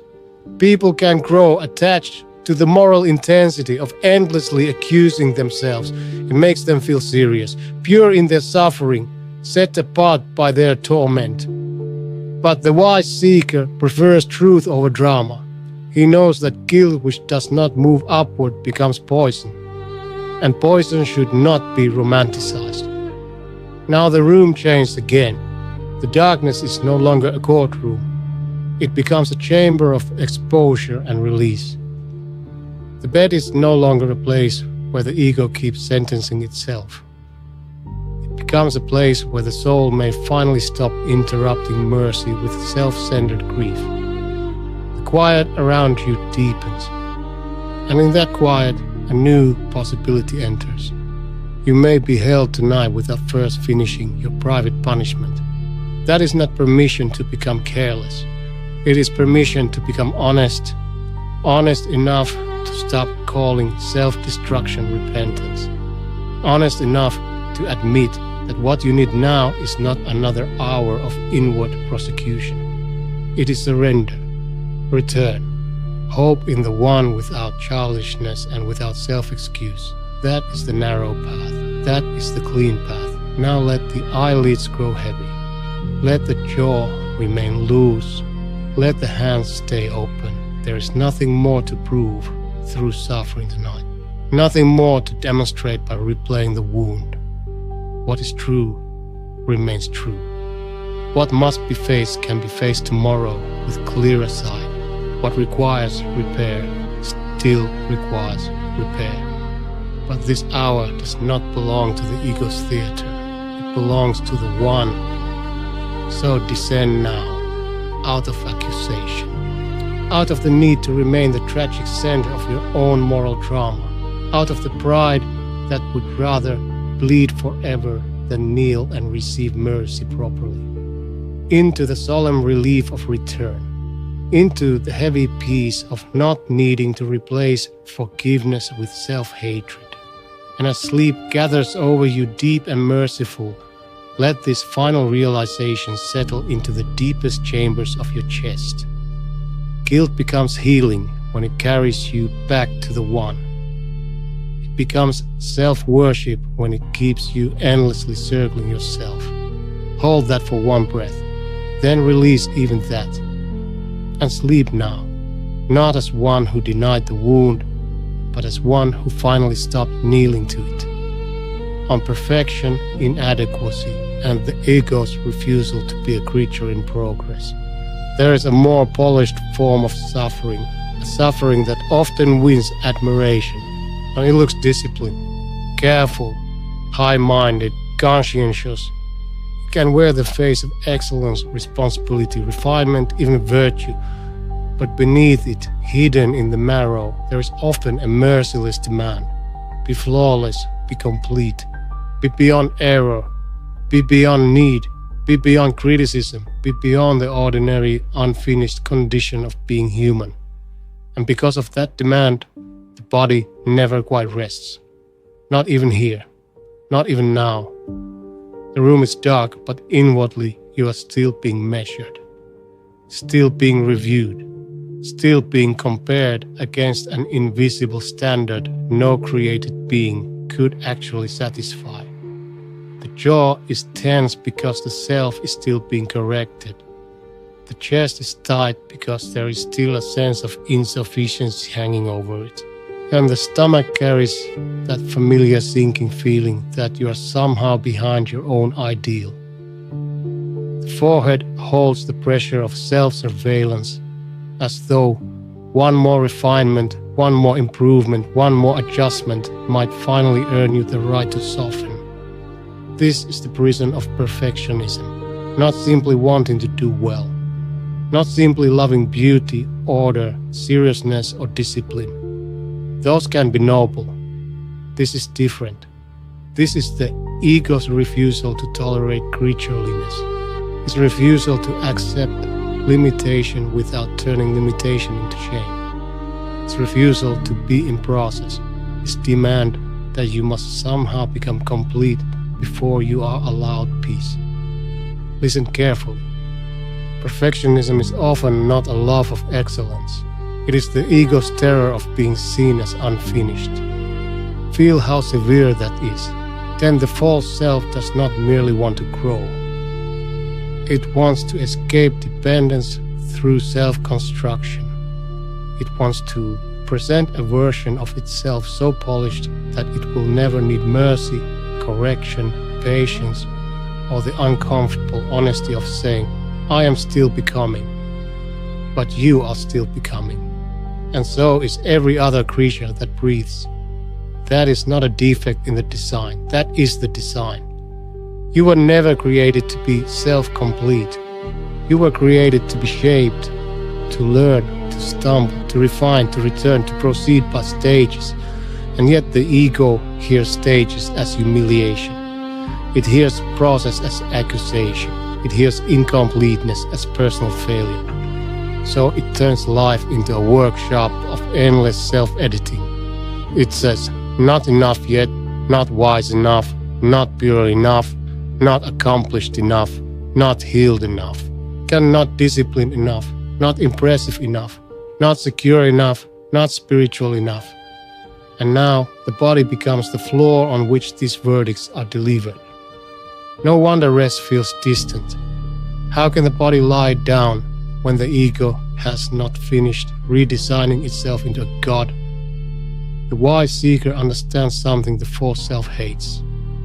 Excellence is clean. Perfectionism is fever. Excellence works sincerely within limits. Perfectionism despises limits and punishes the soul for having them. Excellence serves truth. Perfectionism serves image. Excellence is disciplined but peaceful. Perfectionism is disciplined but secretly panicked. Excellence can stop for the night. Perfectionism never stops because it believes worth is always one more correction away. That is a merciless way to live. because even your virtues become contaminated. Your discipline becomes fear. Your standards become whips. Your seriousness becomes heaviness. Your spiritual striving becomes another theater in which the ego seeks superiority over its own unfinished nature. And all the while, the one is not asking for theatrical flawlessness. He is asking for sincerity, humility, truthfulness, steady return. These are not the same things. The ego would rather be impeccable than sincere. Because sincerity still leaves room for dependence, it still leaves room for being corrected. It still leaves room for admitting that the soul is not self-forged into purity by sheer force. Listen again. The One did not create you to be instantly complete. He created you to need Him while you are being formed. Read that inwardly. Need Him while you're being formed. This is where the ego revolts. Because it wanted to arrive, it wanted to become a finished monument, a polished certainty, a soul beyond awkwardness, weakness, slowness, vulnerability, contradiction, relapse, and the ongoing humiliation of being refined in time. But that soul does not exist in this world. Only the fantasy exists. And the false self has been whipping you against the fantasy. So wisdom enters the room now. And wisdom speaks with a blade made of mercy. You are tired not only because you fall short. You are tired because the ego keeps comparing a living soul to an imaginary statue. There it is, the secret violence. A living soul is breathing, learning, bruising, healing, repenting, deepening, aging, softening, stumbling, and trying again. The statue is fixed, cold, untouched by contradiction, untouched by growth, untouched by the messy dignity of being alive. And yet the false self keeps preferring the statue, because statues do not need mercy, statues do not confess, statues do not tremble, statues do not get exposed, but statues also do not love, do not learn, do not return, do not become purified through surrender. They only appear finished, and appearances have always intoxicated the ego. Now turn away from the impossible standard you quietly bow to. Turn away from the private tyrant that says peace must wait until you are more polished. Turn away from the internal courtroom where you are both the accused and the merciless inspector. Turn toward the One, toward the Creator who knows what He fashioned, toward the Source who is not surprised by your incompleteness, toward the One who sees process without contempt, who knows what stage you are in better than you do, who does not confuse sincere struggle with fraud. This is where the chest begins to soften, because much of your exhaustion comes from trying to present yourself before an imagined tribunal of perfection rather than before the One who knows you as a creature in formation. The ego says, if I am not complete, I am failing. Wisdom says, if you are alive, you are still in the workshop. The ego says, I should be further by now. Wisdom says, perhaps you are further than your pride can see, because it only honors visible triumph and not hidden refinement. The ego says, I cannot rest while I am still flawed. Wisdom says, then you will never rest at all, because flawlessness was never offered as the condition of being held by the One. Let that descend into the chest that feels not enough, into the throat that is always rehearsing a better version of you, into the jaw that holds perfection like a commandment not given by the Creator, into the stomach that sinks under the thought of your own unfinishedness. Meet those places gently, not with more correction, with truth. Then begin the surrender. Unclench the jaw again, because perfectionism hides there, making every imperfection feel like a bodily emergency. Let the tongue rest, relax the forehead, Release the eyes beneath the lids as though they no longer need to inspect every flaw before sleep is permitted. Drop the shoulders. Feel the mattress beneath you. It is holding the body you have, not the perfected body of your internal fantasy. Now open the hands, yes again. Said because perfectionism also lives in the fist. The closed hand says improve, improve, improve, or you're unsafe. The open hand says I will strive sincerely, but I will not worship an impossible completion. The closed hand says do not stop until you become worthy. The open hand says worth was never created by self-cruelty. Let the palms remain open and imagine in each hand one impossible standard you have been using against yourself. In one hand, the person you think you should already be. In the other, the person the one is actually shaping through time. Feel the tension between them. Feel how much pain is born there. Now exhale slowly and let the false image lose some of its authority. Not all at once, but enough. Again, breathe and say inwardly, what is mine to refine, strengthen me to refine. And what is merely egoic punishment, teach me to release. What is unfinished, let me not call worthless. What is in progress, let me not despise. What only time, truth, and your mercy can shape, let me stop demanding tonight by force. Another breath, and notice what happens. The chest loosens a little, the throat becomes less guarded. The body no longer feels as if it is being held hostage by an invisible evaluator. Because the deepest lie is being removed, the lie that peace belongs only to the flawless. Now a deeper realization descends, one the ego resists because it dismantles one of its proudest illusions. Some of your pain comes from trying to become perfect in order to avoid the humiliation of needing mercy. Yes, there is pride hidden in self-improvement when it becomes absolute, or pride hidden in spiritual seriousness when it cannot bear weakness, pride hidden in discipline when it secretly dreams of self-sufficiency. But the Creator did not design the path that way.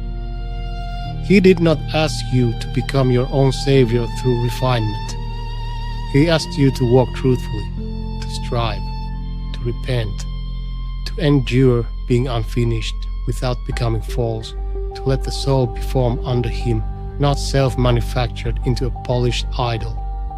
That is humbling, and therefore healing. Because imagine the relief of no longer needing to be complete before you can exhale.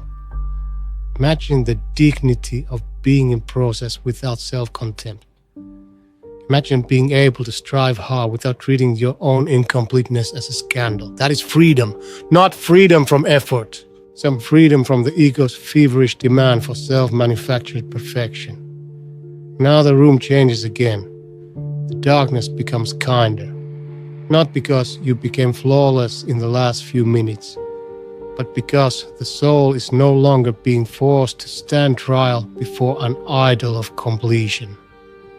The bed becomes a place where becoming may pause without collapsing. A place where growth does not need to perform progress in order to be real. A place where the body can finally stop apologizing for being creaturely. Let the eyelids grow heavy now. Let the hands remain open. Let the chest soften around the old sentence, not enough. You do not need to finish becoming tonight. You do not need to perfect your soul before dawn. You do not need to punish the unfinished parts until they transform. What is sincere may continue. Say what is false may be released. What is weak may still be carried. What is incomplete may still be under the care of the One. That is enough for this hour, more than enough. So descend now out of self-surveillance, out of the harsh theology of flawlessness, out of the secret worship of an impossible standard, into the solemn peace of being a creature in progress beneath the perfect knowledge of the One. And as sleep comes nearer, thick and deep and merciful. Let this final realization settle into the deepest chambers of your body. You do not need to become complete before you are allowed peace. Peace begins when you stop demanding from yourself what belongs only to the perfection of the One. Hold that for one breath. Then release even that and let yourself sleep, unfinished and held. On surrender, trust, and the soul that finally stops fighting the One. Now the night has become very deep. The room is quieter than before. Not because the world has changed, because something in you has begun to loosen. The struggle is not gone all at once. The human being does not become pure in a single hour. The chest may still carry traces of its old armor. The jaw may still remember the shape of its hardness. The mind may still flicker at the edges with unfinished noise. But something has shifted. You can feel it. A softening, a descent, a solemn honesty entering places where the ego once stood shouting. And now we come to the final threshold. Not another argument, not another diagnosis, not another unraveling of a particular illusion. Now we come to the deepest movement beneath them all. Surrender. Not the surrender of despair. Not the surrender of collapse. Not the surrender of meaninglessness. The surrender of truth. The surrender of finally accepting that the soul was never built to find peace by replacing the One. This is what all the previous nights of fear were circling. Control, loss, envy, regret, loneliness, pain, mortality, perfection, approval, overthinking. Every one of them at the deepest level was a struggle over lordship. Who holds the final weight? Who defines what is enough? Who governs what comes and goes? Who decides what remains and what is removed? Who sustains you when your own strength thins?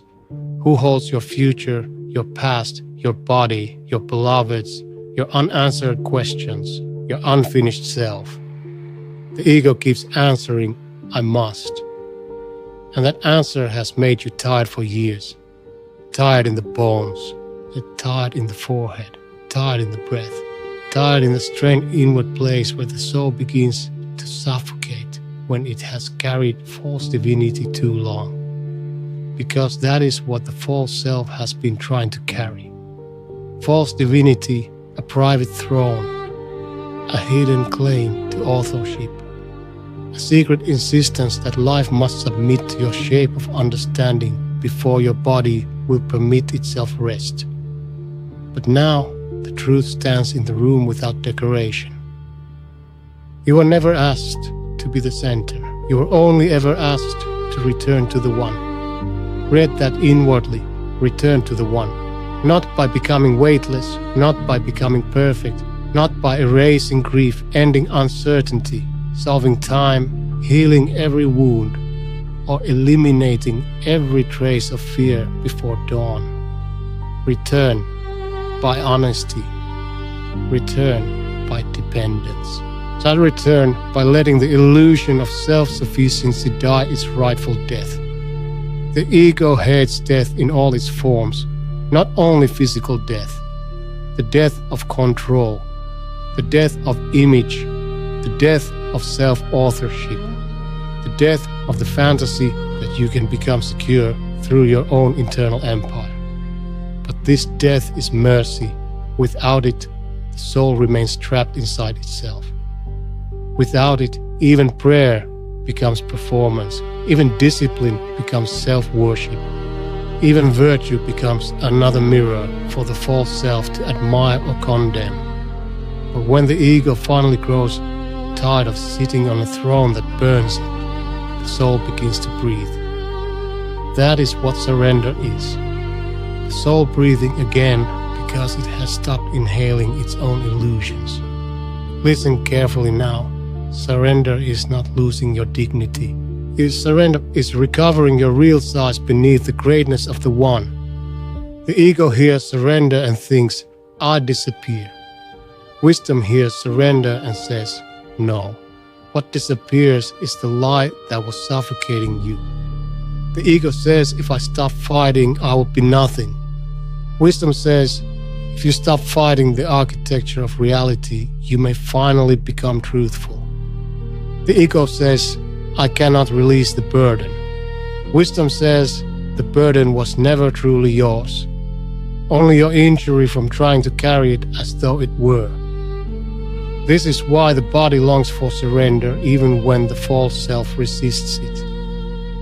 The body is tired of being commanded by illusions, tired of being used as a storage place for all the ego's counterfeit thrones, tired of clenching around what cannot be controlled, tired of bracing against what cannot be prevented by tension.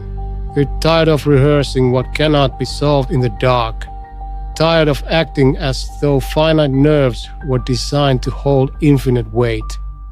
They were not. You were not. The One did not make you to be ultimate. He made you to need Him utterly. And there is profound peace hidden in that sentence if you let it touch the deepest places in you.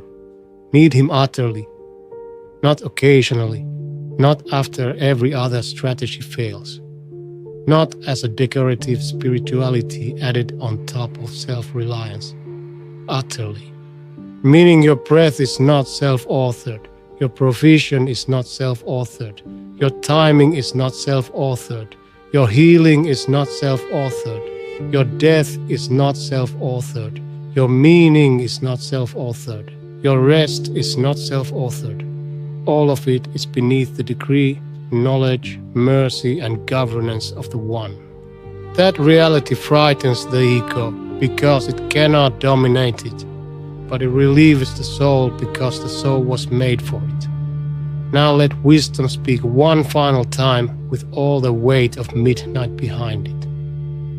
Your anxiety has often been the sound of the false self resisting creatureliness. Yes, resisting smallness, resisting not knowing, resisting not controlling, resisting dependence, resisting patience, resisting trust, resisting being carried.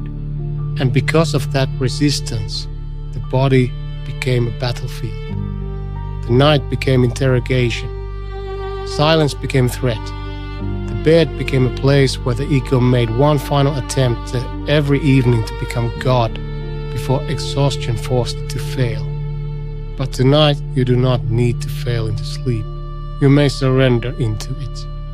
That is different. Failure still keeps the ego at the center.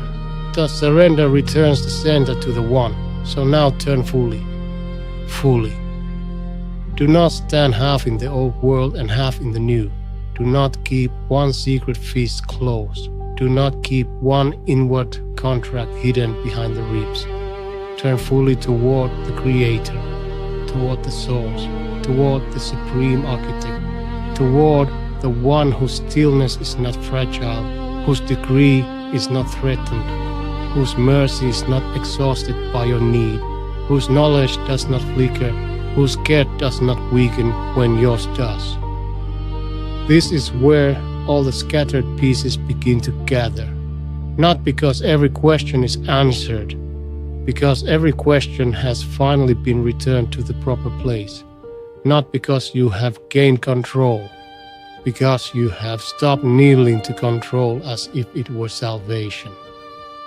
Not because the world has become less temporary, because you have stopped asking the temporary to behave like the eternal. This is the gathering of the soul, the return from fragmentation, the return from the market of comparison, the courtroom of reputation, the prison of regret, the theater of overthinking, the dread of the future, the clenching around pain, the fear of loss, the panic before mortality. All roads end here. With one question: will you trust the One enough to stop trying to replace Him inside your own chest? There is no softness in evading that question. There is only mercy in answering it honestly. So now, bring this final truth into the body. Feel the whole body at once: the forehead, the eyes, the jaw, the throat, the chest, the belly, the hands, the back resting against the mattress, the legs heavy beneath the blanket. And feel how much of your suffering has lived in these places, and then begin the last act of surrender. Unclench the jaw slowly, completely. Let the teeth part. Let the tongue soften and rest. Relax the muscles around the eyes as though they are no longer required to keep watch over a universe that never belonged to them. Release the forehead. Let the shoulders fall, then let them fall further. Feel the back surrender its hidden effort. Feel the chest rise and fall without supervision. Feel the belly stop trying to brace against tomorrow. And now open the hands completely. Not symbolically only, completely. Let the palms face upward. This is the posture of the creature, the posture of one who receives, the posture of one who admits, I do not hold the final thread. I do not command the next hour. I do not preserve myself by creeping. I belong to the one. Stay there, open-handed in the dark, and imagine that everything you have been carrying passes one by one, from your hands into the care of the one. Your plans, your fears, your memories, your loved ones, your body, your unfinished healing, your delayed answers, your longings, your sins, your shame, your questions, your future, your death, your soul. Place them all there, not because you fully understand, because you no longer wish to be destroyed by pretending to. And now say inwardly slowly with the deepest part of your being, I release what I cannot hold. I surrender what I cannot command. I trust what I cannot see to the one who sees all. I return my fear, my striving, my wounds, my future, my life, and my death to the Creator. So I am not the source, I am not the author, I am not the refuge.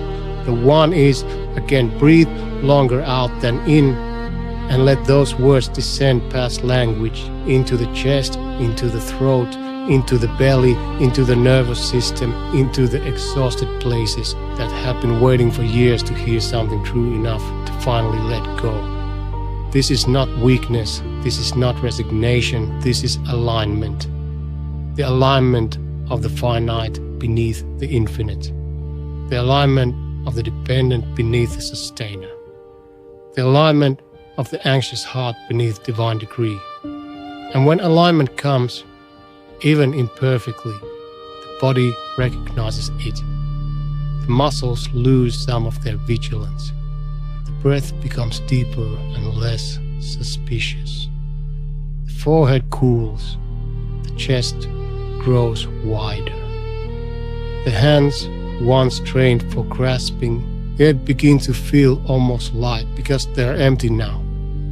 And emptiness, when returned to the one, is not deprivation, it is relief. Now the room changes one last time. It is no longer merely dark. It is sheltered, no longer merely quiet. It is sacred with stillness, no longer merely a place where you happen to be lying.